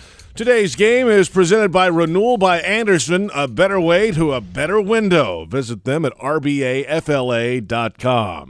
Let's look around the National Football League in Week 15, already busy. Oh, well, it certainly is, JP. What a fun one we had yesterday as we start with a look at the rest of the AFC South. The Indianapolis Colts make history in one of the worst ways possible yesterday, blowing the biggest lead that has ever been squandered in the history of the National Football League. 102 years this league has been around, leading 33-0 over the Minnesota Vikings at the half. The Colts outscored 39-3 the rest of the way. That included overtime. Vikings quarterback Kirk Cousins threw for 417 yards. After halftime, Indianapolis fell to 1-4 under interim coach Jeff Saturday and are now 4-9-1 overall. Before we get to the rest of the AFC South, looking back on yesterday, the Cleveland Browns knocked Baltimore out of first place in the AFC North with a 13-3 win over the Ravens. Buffalo clinched a playoff berth thanks to a 29-26 win over the Miami Dolphins. Okay, back in our division, you've got the 1-11-1 Houston Texans hosting the 10-3 Kansas City Chiefs at 1 p.m. The Texans without their top two wide receivers, Brandon Cooks and Nico Collins. Their leading rusher, rookie Damian Pierce, placed on injured reserve yesterday. And no matter what happens in the Jacksonville game today, you have to believe that Jaguar fans will surely be paying attention to the outcome as 7-6 Tennessee kicks off at 4:35 p.m. Eastern in Los Angeles against the 7-6 Chargers. The Jags sent the Titans to their third consecutive loss last week, hoping to draw within a game in the AFC South standings before hosting Tennessee in Week 18. The Raiders will have a couple of their weapons back today when they host the Patriots. Los Angeles activating tight end Darren Waller and wide receiver Hunter Renfrow from injured reserve yesterday. Meanwhile, Arizona Cardinals quarterback Kyler Murray reportedly got some good news from the medical folks that have been dealing with his torn ACL. He's been told that if, barring any unforeseen setbacks, he should be able to recover from his torn ACL in 6 to 8 months, putting him on track to be ready for the start of the 2023 season. Other news out of the desert, the Cardinals reportedly preparing to have a new general manager starting with next season after announcing earlier this week that sitting GM Steve Keim is taking a medical leave of absence from the team. A lot of league insiders reportedly believe that he'll be replaced permanently in that role starting in 2023. Among the candidates are the guys who are filling in for him right now. The general manager duties being split between VP of player personnel Quentin Harris and vice president of pro personnel Adrian Wilson, who at least social media made him a Jaguar general manager candidate at one point this past offseason. There you have it, a look around the National Football League, and if you're looking for the MVP of the truck game, then look no further than Ford F-150, loaded with impressive capabilities and designed to dominate work, play, and everything in between. This truck makes tough look easy. Your local Ford dealer, proud partner of the Jacksonville Jaguars. Brad Sham has been with the Dallas Cowboys since 1976, starting as a color analyst alongside Vern Lundquist. When Vern left in 1984, Sham moved over to become the voice of the Cowboys, and he's been there ever since in that seat with the exception of 3 seasons in the mid-1990s. I asked him this week about the Dallas defense and where they stand coming into Week 15. We love to pour through the league statistics, which come out on Tuesday after the Monday night game. Now, the problem is the first 4 weeks of the season, they really don't mean that much because the sample size isn't very big. And where we are now, they really don't mean that much because this isn't the same Jacksonville team that started the year. It's not the same Dallas team that started the year. If you just look at the statistics, the Cowboys are definitely susceptible to the running game. A lot of that was built up by their inability to handle RPO quarterbacks. Justin Fields killed them. By the way, they won that game against Justin Fields 49-29. But never mind that, we didn't stop the run, okay? So Jalen Hurts is hurting everybody. But if you're going to play the Eagles and beat them, you're going to have to figure that out. And then the Bears really killed them. And then they've had some blips with some improvement lately in the running game. And when I look at the Jags, the thing that gives you pause is all the reasons that Trevor Lawrence was picked number 1 in the draft. So ETN's a really good back, but that's not how they are going to beat people. The Jaguars can get 3 scores down and be in the game, and a lot of teams can't because Trevor Lawrence is built to pull you out of a hole like that. So they always want to stop the run first, but in this case, and I'm just turning my head to look at the rest of the schedule, I mean, Philadelphia hurts you every which way. And then they'll be in Nashville, and you know all about them. Yep. The running back will make you run screaming into the night, and then Washington's a division game, and who knows what anybody will be playing for by then. So this is a different challenge for Dallas than they have had really, I think, most of the second half of the year. They have been susceptible to the run. This week, if I were the Jaguars, I'd be looking at, the Cowboys lost Anthony Brown, who's not a Pro Bowler, but he's a pretty good corner, and now he's done for the year. And so if I'm Doug Pederson, I'm looking at a way to try to exploit that. And I think that Lawrence can do it. Brett Sham with us. Let's flip it to this Cowboys offense now. And obviously Zeke Elliott's been the mainstay there for a little while now, but the emergence of Tony Pollard alongside him in the backfield has really balanced out the running game. 2 different styles there, obviously. And then Dak trying to throw off that play action. He's got the big play guy and Lamb down the field, but Dak will throw you one occasionally, especially this season. He's thrown some interceptions. Where is this offense right now, especially with that 2-headed backfield and then Dak making some plays occasionally coming off that injury early in the season? This is a great example of why the statistics can lie to you, because if you just pick up the league stats, what you see from Dallas is very greatly influenced by what they did from weeks 2 to whatever it was in Philadelphia. And that was all Cooper Rush, who did, you couldn't have asked for a backup quarterback to do more. He went 4-1 for crying out loud. But in the time that he was playing until in the 4 games he won, 4 games, total of about 12 minutes they were behind. So he didn't have to do anything more. And he can throw the ball, but he didn't have to do anything but stay within himself. Now, that's not Dak's game. Unquestionably, the rate at which he is throwing interceptions is both alarming and out of character. He's never been that guy. So he has had, when he was in his second week, everybody else was in the 8th week. So you have to, I think, allow for him to get kind of back in the flow and reacquainted, and the play calls change and blah, blah, blah. It's time. And Mike McCarthy says this all the time, and I happen to agree with it. All interceptions are not created equal. He threw 2 last week. One of them bounced off the receiver, hit him right in the numbers, and went up in the air. And the other one came with a guy draped on it. And he got his arm hit as he was thrown, and the ball didn't go anywhere near where it was supposed to go. Now, those aren't excuses. Those are facts. As McCarthy says, and I agree with it, the problems that you have are when the quarterback is making decision mistakes. And he gets picked because he made a bad decision. That's happened. I think he's got 9 interceptions. And I would say 3 or 4 of them have been that. And a lot of them have been drops, bad routes, fuzzy routes, that kind of thing. Now we've reached the point of the year, JP, where it doesn't matter anymore. Just stop throwing. Just stop. Stop throwing interceptions. His nature is to be really aggressive. And it's also the offensive coordinator's nature. And so he's going to take some shots. And if he continues to do that without mixing in a little better judgment, then in the playoffs, it'll get you killed. So you have to stop turning the ball over. But I don't, it's what he's been doing, but I don't think it's who he is. His career would tell you that's not who he is.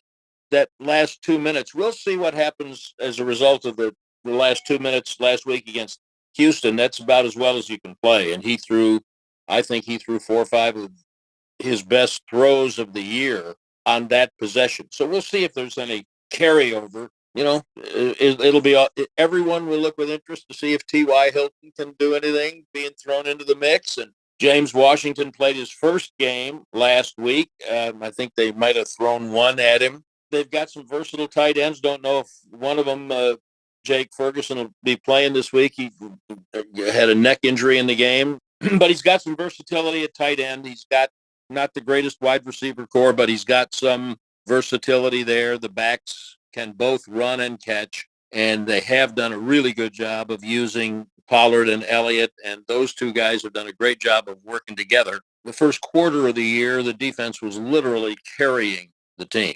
Now there's a little more balance, but you can't give the ball away. So ball security is number one, and then they've got to go back to taking it away a little bit better, but it gives you a chance. It's Brad Sham, the voice of the Dallas Cowboys. Check out the official Jaguars podcast network. It's free on iTunes, Spotify, or wherever else you download podcasts, and also available on Jaguars.com. Just click the podcast tab at the top of the homepage. You can hear the exclusive extended conversation with Brad before today's game. Coming up in about 15 minutes, a fantasy forecast. It's playoff time in fantasy world. We'll get to that coming up. We'll hear from Frank Frangie in the broadcast booth as well. Up next, though, Inactives and a pregame Huddle Up podcast with Bucky Brooks and John Oehser. We're about an hour and a half away from kickoff. The Jaguars and the Dallas Cowboys coming up from the bank, and this is the Publix Tailgate Show on Jaguars Radio. You're beyond busy. Between work and the kids, the dogs and the cat, let us help. With Publix Delivery powered by Instacart, you'll get the items you need from the store you know. Just shop online, select the time you'd like your order delivered, and grocery shopping is done, giving you more time to take care of everything else. Publix Delivery, powered by Instacart. Visit Publix.com/delivery to shop now. That's Publix.com/delivery. Item prices vary from in-store prices. Service fees may apply. Available in select zip codes. Publix, where shopping is a pleasure. Since 1916, Duval Motor Company is here to keep you and your vehicle off the sidelines. Their all-star lineup of dealerships provides superior sales, maintenance, and repairs for every make and model with Ford, Honda, Acura, Subaru, Chevrolet, and everything in between. At every Duval location across North Florida, Duval Motor Company always puts service first. In-store, online, or at your front door. Get service first with DuvalMotorCompany.com. What makes that famous call Dinner's ready! even better? It's cooking a great meal with natural gas, enjoying faster cooking times and precise temperature control. And now getting a valuable cash rebate up to $300 when you install an energy-efficient natural gas range or cooktop. Anyone want seconds? When you show your home love with natural gas, it loves you right back. To learn more and how to qualify, visit peoplesgas.com/rebates.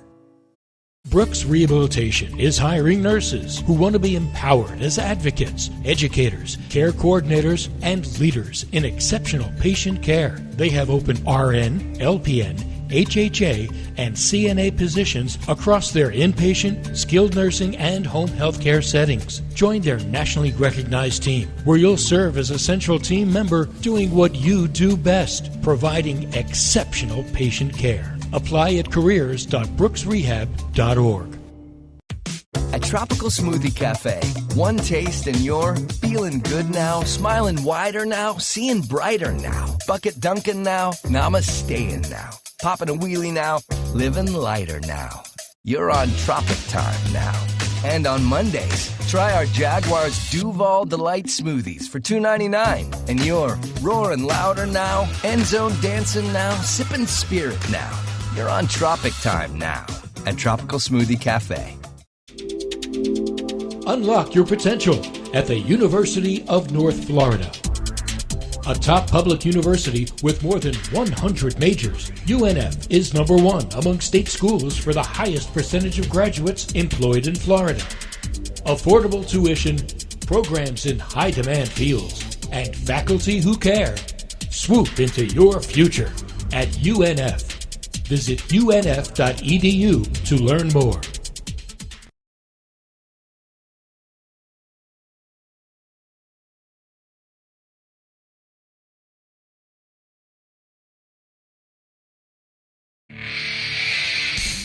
JP Shadrick with Mike Dempsey from TIAA Bank Field in Jacksonville. The Dallas Cowboys at 10-3 and the Jacksonville Jaguars at 5-8 coming up at 1 o'clock at the bank in week number 15. Let's get to the inactives for today's game. Let's start with the Jaguars. 5 players down today officially. Wide receiver Kendrick Pryor will not play. Safety Tyree Gillespie is out. Cornerback Monteric Brown inactive today. Outside linebacker Trayvon Walker did not practice all week with a high ankle issue out of last week's game. He is inactive today. And Deshaun Dixon, outside linebacker, inactive as well. Obviously the most notable there. Trayvon Walker, number 1 overall draft pick, will miss the game today. Andre Sisco is up and active, and that's the good news. Yeah, not unexpected for Trayvon, but disappointing nonetheless. The Cowboys signed wide receiver T.Y. Hilton, formerly the Colts, this week, but he will not be making his Dallas debut as he is among the boys' inactives, along with linebacker Jabril Cox, quarterback Will Greer, wide receiver Jalen Tolbert, cornerback Trayvon Mullen, tight end Jake Ferguson, the last Cowboys inactive, and I believe this will be the first game this year that the Cowboys have not had 4 active tight ends in the game for them, so Ferguson unable to go. Inactives are in. That means it's time to welcome in NFL Network analyst and Jaguars radio field analyst Bucky Brooks and Jaguars.com senior writer John Oehser for a pregame Huddle Up podcast. They're live in the broadcast booth. And good morning to you both, gentlemen. And all right, so Trayvon Walker's down. Let's start there. That's the news we just had on the inactives. So what do they do defensively, and what are they missing today without Trayvon up? Well, I mean, I think they're just missing another big body to throw against the run game. You're the Jaguars. You might call where you come in. Number 1 priority is to stop the run. You cannot allow Ezekiel Elliott and Tony Pollard to get loose. And so Trayvon Walker would have been a big part of that heavy-handed player on the edge. And so now you got to rotate the guys in to make sure that you're stout enough to stop the run on early downs. And then you have to find someone who can be that extra pass rusher on those sub downs. So we'll see how much Devon Smoot plays. We'll see how they utilize Arden Key. But it's a challenge because you're down one of your top players. Yeah, I think those are the names right there, Smoot and Key. I think they rotate a lot. You get Chason involved a little bit. But look, it's not what you want because Trayvon Walker is their best player at that position, and he can do all of those things the other guys do, whereas you're sort of piecemeal a little bit with the other guys. So you're depending on situations, you're depending on down and distance circumstance, and you want your best guy on the field, and you don't have it. Yeah, they got to stop the run, obviously, today. You can't let Ezekiel Elliott and Tony Pollard set the tone, or else it's going to be a long day, guys. But they almost allowed 100 yards to Derrick Henry in the first quarter. But, Bucky, did they do something differently against him the rest of the game, or did the Titans just get away from the run game as the lead started to go the Jaguars' way? The main thing they did is they hit Derrick Henry square in his chest. We talked about it in pregame that someone was going to have to be courageous and slow him down, and the only way you can slow a big guy like that down is someone has to sell out for the team and hit him. And Shaq Quarterman hit him on that play going into the red zone, and he wasn't the same running back since. And so the same recipe is on tap today. Someone is going to have to thump Ezekiel Elliott, and someone's going to have to thump Tony Pollard, and it has to be a big shot to kind of make them change the way they run, because no matter what, man, in this game, once you get hit, it makes you make business decisions. And so the Jaguars defensively have to make it a very physical affair. And it's not just about stopping the run, but they got to hit CeeDee Lamb and those guys on the perimeter. And so we'll see if someone can make one of those boop-bop shots that changes the way the flow of the game goes, but it has to be that. Well, I'm all about thump and boop-bop, but I also believe you've got to get ahead. I think that was a huge factor in taking Derrick Henry out of the game. The Jaguars, while they were hitting Henry in the mouth, they also got points. They got up, and Henry only had, I think, 2 carries in the second half, maybe 3. So I think you have to do both. Hit them, but also play well enough offensively. This team's best defense is going to be its offense. Can it get ahead of teams and make them one-dimensional in the passing game? John Oehser and Bucky Brooks from the broadcast booth upstairs here at TIAA Bank Field. Dak Prescott will throw you 1 or 2. You got to make those plays when they're in your hands as well. Why is Dak throwing so many this year, Bucky? Yeah, he's been off the mark a little bit. I think he's thrown at least 1 interception in 6 of his 8 starts. And, we've seen it. We've seen it happen in zone. We've seen it happen in man. Some of it is a combination of the pressure up front. They're playing with a revolving door of people at the line of scrimmage. You have Jason Peters now playing right tackle, so there could be some opportunities maybe to get to the quarterback. But it's a combination of the pass rush forcing him to throw it under duress, and then he's just been off the mark. And so if you're playing zone and your eyes are on him and you can see the ball come out of his hands, you have an opportunity. And so anytime the ball is tipped or overthrown, Jaguars need to make a play on it. And so everyone needs to be running to the ball, but you got to take advantage of it if it's your hands. Yeah, to me, we're hitting the key right here to the game. I think you've got to stop the run and get Dak in situations where he throws when he doesn't want to throw, I think you got to create turnovers. I mean, I've been worried about this game all week, obviously, because Dallas is really, really talented. And if you don't do the things we're talking about, then I think it can get away from you in a hurry. But conversely, if you do, there is a clear path to winning this game. I'm sure we're about to talk about it, but I think Travis Etienne's key to this thing if he can get a couple of big runs. Yeah, well, look, the Texans had them late in that game. If they pick up 2 more yards, they probably win the football game, but the Dallas steals it in the last minute. So it's not like they're not unbeatable. And, John, as you talked about, Travis Etienne probably going to have to be a successful part of the game plan. Not just a big part, but an effective part of the game plan. How patient do you think this coaching staff will be with the play calling with the run game if they don't have success right out of the gates? Yeah, it's a good question. I think they will try to be patient.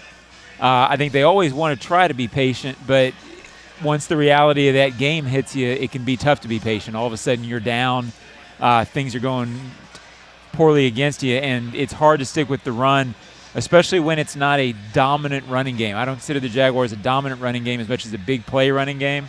So to me, the key, first quarter and a half, while it's presumably still close, I don't know that Etienne has to have 30 carries of 4 yards, but wouldn't you love to see him back to having a couple of over 25, which he was amazingly consistent at for the first maybe 10 games of the season? That's what's been missing in the run game to me the last 4 weeks. Yeah, the running game has to be a factor. And I think in this game, it's not about the amount of yards. It's more so the rushing attempts.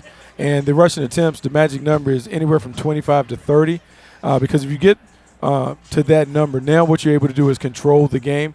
Because no matter what we think about the Cowboys offense, and it's a little different without Amari Cooper, they still are explosive. They still are dynamic. And you want to keep the ball away from them as much as possible. So if you can get Travis Etienne just on track. He doesn't have to have a dominant game on the ground, but he has to be effective and consistent. If you can do that, then you can begin to play the kind of ball control game that you want to play and use the short passing game with the running game to keep it out of their hands. Obviously, you want to get out of those long down and distance situations. Yes, Trevor has a hot hand, but if it's 3rd and 9, 3rd and 10, the hot hand can go away in a hurry with this kind of pass rush for the Dallas Cowboys. 2nd in the league in sacks this year, tied for 2nd in the league in most takeaways. This is a group that can get it done, Bucky, at all levels. Up front, pass rush, linebacker play, and then on the back end, they can take it away as well. Yeah, no, it's funny because I wrote down on my notes, hustle and hits. They play fast, they play hard, and they're trying to put hits on you because that's where the turnovers come. And so when you're number 2 in pass rush and sacks, it means that the quarterback is having to throw under duress. And then when you have the kind of corners and playmakers in the secondary that they have, they do a great job of picking off passes off tips and overthrows. And so they made a concerted effort to try and get you behind the chains early so they can unleash Michael Parsons and company. And then you got Trayvon Diggs and some of those other guys like Malik Hooker who specialize in taking the ball away. It's a tough combination. And so that's why winning first down is really the key to this game on offense. However you derive it, whether you run the ball on first down or throw it on first down, you need to be in 2nd and 6 or less because that gives you a chance to play what we call mixed down ball where they can't determine whether it's a pass or a run. It's not obvious to them. But if you lose on first down, then you begin to play into the strengths of the Cowboys where they can peel back, come after it, and we just don't want to see that with DeMarcus Lawrence and Michael Parsons and some of these other pass rushers that they have. Yeah, Bucky said a lot of what I was going to touch on, but I just think it's a game where it could be beautiful for the Jags if they can stay in down and distance and if they can make the Cowboys respect the run. Conversely, it could get ugly if they don't. All right, guys, enjoy the day today. Bucky, you've got a Chamber of Commerce day on the sidelines for you, man. Oh, man, it's gonna be packed. There's a lot of people down there. It's a big game. A lot of blue trickling into the stadium, but hopefully it even it out by the time we kick it off. And, John, it'll be air-conditioned comfort where you are. It's always a change. It's always a Chamber of Commerce day where I hang out, JP. That's right. It's John Oehser and Bucky Brooks from the broadcast booth. And check out the weekly Huddle Up with Bucky Brooks show Wednesdays at 4 o'clock on Jaguars.com and the Jags social channels, Twitter, Facebook, and YouTube. And Jaguars Game Day Radio is brought to you by ViStar Credit Union. Do good, bank better. And we're inside 20 minutes from Jaguars Radio Network coverage with Countdown to Kickoff. That starts at noon. When we return, though, it's a fantasy forecast, and we go back to the broadcast booth with Frank Frangie. The Cowboys and the Jaguars coming up at 1 o'clock, and this is the Publix Tailgate Show on Jaguars Radio. You're beyond busy. Between work and the kids, the dogs and the cat, let us help. With Publix Delivery powered by Instacart, you'll get the items you need from the store you know. Just shop online, select the time you'd like your order delivered, and grocery shopping is done, giving you more time to take care of everything else. Publix Delivery, powered by Instacart. Visit Publix.com/delivery to shop now. That's Publix.com/delivery. Item prices vary from in-store prices. Service fees may apply. Available in select zip codes. Publix, where shopping is a pleasure. When it comes to water, choose our team, the winning team. Choose CGC Water Treatment. CGC Water Treatment works, and it works for DG too. Former Jags QB, David Garrard. If you're not filtering your water, you are the filter. Don't be the filter. Discover the Kinetico difference. Call CGC Water Treatment at 844-CGC-JAGS or visit cgcwater.com. CGC Water Treatment are proud partners of the Jacksonville Jaguars and your local independent Kinetico dealers. Touchdown at Jaguars away games when you fly nonstop from Jacksonville International Airport. Join the Jaguars in D.C., Los Angeles. Watch them win in Philly, Indy, Detroit, Nashville, New York, and Houston. When you fly nonstop from Jax, on airport parking will punt the stress from your travel itinerary. Garage facilities offer defensive coverage from the weather and are a 50-yard dash from the terminal. Economy parking is just $6 a day. To learn more about nonstop flights and on-airport parking, visit flyjax.com. Sudeth is on the 20, the 10. Yes, another successful move to a new home. I tell you, folks, I've never seen a team more prepared than the Sudeth crew. With a dominating lead in training, trust, and efficiency, it's no wonder why Sudeth is the official moving company of the Jacksonville Jaguars. For the past 100 years, Sudeth has provided local, long-distance, and international moving services in Jax. Call 904-638-7536 or visit sudeth.com/jags. The Land Rover Defender story began with the simple thought of creating an exceptionally capable off-road vehicle, becoming the go-anywhere, do-anything all-terrain machine. Today, there's a new Land Rover Defender, the toughest and most advanced Land Rover vehicle ever. From the beginning, Land Rover knew the new Defender was capable of great things. Motor Trend's 2021 SUV of the Year is just the latest example. Test drive the new Land Rover Defender today at Land Rover Jacksonville on Atlantic Boulevard, or go to LandRoverJacksonville.com. Land Rover, above and beyond. At most sandwich places, asking for more of something is just part of the drill. But what if you never had to ask for more? What if more was just a given? At Daly's, more is what our sandwiches are built on. More meat, more cheese, more veggies, more quality, more taste. All for a price that's anything but more. Sandwiches from Dash, made fresh. Daly's.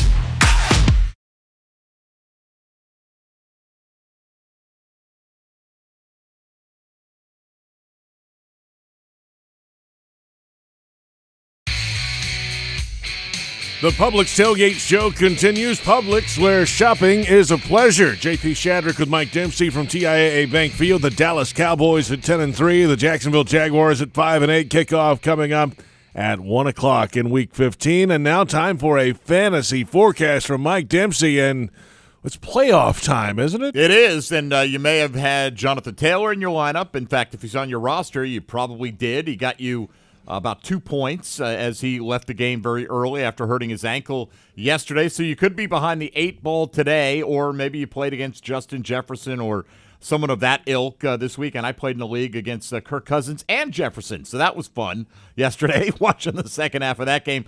Some notable inactives in the early window today include, for the Houston Texans, both of their top 2 wide receivers, Brandon Cooks and Nico Collins. This comes the day after they put Dameon Pierce, their starting running back, on injured reserve, ending his season. So the backfield will be a split between Rex Burkhead and former Jaguar Daria Gunbowale, but not a recommended avenue with every team in action in Week 15, no bye weeks. But Chris Moore acted as their number 1 wide receiver, caught 10 of 11 targets last week, was targeted on 35% of the passes by the Texans, and playing Kansas City today, you'd think they might have to play some keep-up. So I think Chris Moore is a nice off-schedule play today.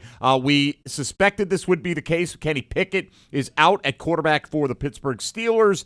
Mitchell Trubisky will get the start. They say probably a short leash for him. Obviously not a recommended fantasy option today, but hopefully he'll be able to keep Deontay Johnson and George Pickens Sexton's busy along with Pat Freiermuth. DJ Moore is on the active list for Carolina. Looking at the injuries we've got our eye on in the 4 o'clock window today, pay attention when the inactives roll out between 2:30 and 3 o'clock. Arizona at Denver.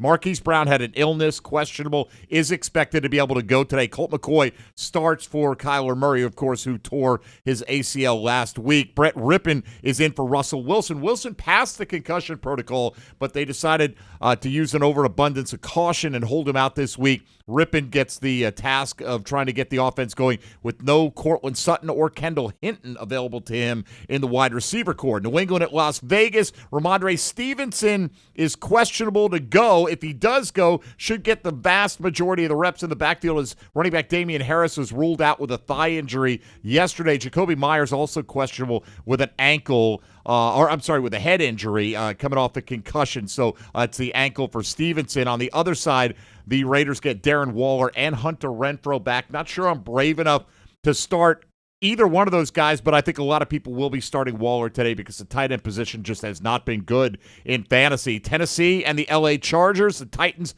without Treylon Burks for another week, still dealing with the after effects of his concussion. The Chargers, Mike Williams participated fully in practice all week long, has no injury designation, going up against a secondary that Trevor Lawrence torched last week. And then Cincinnati and Tampa Bay also in that 4 o'clock window. T. Higgins and Tyler Boyd, the wide receivers for the Bengals, both questionable but expected to be able to go today. Julio Jones, questionable with a knee injury for the Buccaneers. He is not expected to be able to suit up for Tampa today. There's your fantasy forecast. Good luck in the playoffs. Mike, I know you have 200 teams, right? I've got 14 teams that made the playoffs out of 18. So that's pretty good percentage. I'm very happy with that. We'll see how many I have after this week. I mean, you should, considering you're the fantasy guru. In theory, be good at it and be in the playoffs. You know who I play in a lot of leagues with? A bunch of people who are fantasy gurus, JP. It's true.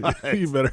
Yeah, everybody's pretty good, I think, at that point. Today's game is presented by Renewal by Anderson, a better way to a better window. Visit them at rbafla.com. Let's go back to the broadcast booth and welcome in Frank Frangie. And here we are, meaningful December football games. And now back-to-back. How about that? So that means the Jaguars are still in business, at least, with some games to go. They're still alive. There's still some hope around here, and that's a good thing. Hope is a good thing, Frank. JP, these are playoff games, man. Good morning to you and Mike, and what a gorgeous day here. Oh, my goodness, it's perfect weather in the 50s, not a cloud around. It's going to be a packed house, and these are playoff games. We've waited a long time to have what we think are playoff games in December on a beautiful day in a packed house. How much better does it get than this, JP? It's a great matchup, Frank. Great setup, and we love it. But, Doug Pederson tried to sell that Detroit game to his team as a playoff game, and they didn't respond well. They responded well last week, but they did get down early. What do you expect in terms of intensity and focus out of the team today? No, it's a good question, Mike. I'll say this. The NFL's hard, man, and you're allowed some stinkers. You really are. I was pretty convinced that the Minnesota Vikings had a stinker going yesterday till about the middle of the third quarter, right? So you're allowed some of those, and I think the Detroit game was no more than that. It was a stinker that you have from time to time in the league. Oh, I think they'll be ready to play today. I think everybody understands the significance of this. The other thing, too, is the Jags, this group of Jags, Mike, have not played in this stadium when it was as packed as it's going to be today. They've seen a lot of opposing fans when the 49ers came in last year and the Giants this year and other teams. But I don't know that they've seen the home fans match them the way they're going to match them today. So I think the energy in the stadium is real. I think everyone's expecting that. I think you'll see great energy from this football team. I really believe that. Frank Frangie in the broadcast booth. We just talked to Bucky and John about the importance today for the Jaguars offense of running the football, keeping it in manageable down and distance. Yes, Trevor Lawrence has a hot hand right now. He's been on a roll since London. But you don't want to test that against this pass rush, against this secondary as well with Diggs back there, who's a ball hawk, and keep it on track today. I think is the thing for this offense, Frank. I do too, JP, and it might be running the ball. It might be some plays that are runs that aren't runs. It might be some screens and some wide receiver screens and maybe some jet sweeps. I don't know that with the physicality of the Dallas defense, if the Jags can run right at them. I just don't know that they're built that way. Jacksonville looks like a team, at least today, that is built more to set up the run with the pass and the pass first. But you're right. You can't be behind the sticks against these guys the way they tee off as pass rushers, and I know that. I think that's a big part of the game. I think controlling the Dallas running game is a big part of the game. So who runs the most certainly will factor, no question. Frank, Trayvon Walker made a game-changing play last week with his sack fumble as Tennessee led 7-0 at the time and had the ball back. But I think, his absence will be felt most in the run defense today. How do you think the front seven matches up with what Dallas is going to run at them? I think it's a concern he's not going to be able to play because they want to run the football. Those two backs are good, man. When Zeke Elliott is your second-best back, Mike, you're pretty doggone good in that room, and that's what they've got. And they're a physical team that wants to run the football. Look, Dak Prescott's been okay. He hasn't been great. He's got 14 touchdowns, 9 picks. He's thrown 9 picks in 8 games. He's been good, but he hasn't been great. They want to run the football, and that's why not having Trayvon. I think not having Trayvon's a big deal. I know he hasn't been the exterior pass rusher that people had hoped, but he's one of the most physical players on the team, and this is going to be a physical game. So, yeah, I concern myself with that. And, Mike, I think the key to the football game in my mind is can you keep Tony Pollard and Ezekiel Elliott from controlling the game? That, I think, is the biggest matchup of the football game today. Yeah, not one guy, but two guys, Yeah. and two different styles of backs. And I don't know if we've seen a team like this. There's been a running quarterback. Philadelphia can run. Obviously, they did that. But, a different style with a quarterback doing it. This is two different running backs out of that backfield today. JP, they're not going to get there, but they're going to get darn close to having two guys rush for 1,000 yards. Yeah. Think about that. Nobody does that. Nobody anymore has two backs rush for 1,000 yards. They're not going to quite get there, but it's going to be close. Right now, Pollard's just about at 900. Zeke's a little over 700. By the time the season's over, one's going to be over 1,000, one's going to be in the mid-8s. You just never see that, and you're right. They have contrasting styles. They want to run the football, and that's how they're going to go about it today. Have a great call, Frank. Appreciate it. Okay, fellas, thank you. Frank Frangie joining us from the broadcast booth upstairs. The Jaguars and the Dallas Cowboys coming up. And, so obviously the Cowboys 10-3. They're chasing the Philadelphia Eagles. There has been some talk this week. Micah Parsons had some words about Jalen Hurts, the Philly quarterback. Hope he's thinking about Jalen Hurts today when the game kicks off. It's a week early. I don't know. We'll see. I mean, look, I don't know. Are they looking ahead? You could argue maybe they're looking past the Texans last week. I don't really care, JP. They can make all the excuses they want. If we got one more point at the end of the day, not really that concerned with how we got there. Absolutely. That's the way it should be. And up next is Jaguars Radio Network coverage and countdown to kickoff. We'll have the top stories. We'll hear from Fred Taylor. And the final word before kickoff with Jaguars head coach Doug Pederson. The Cowboys and the Jaguars coming up in just over an hour. And thank you for listening to the Publix Tailgate Show on Jaguars Radio.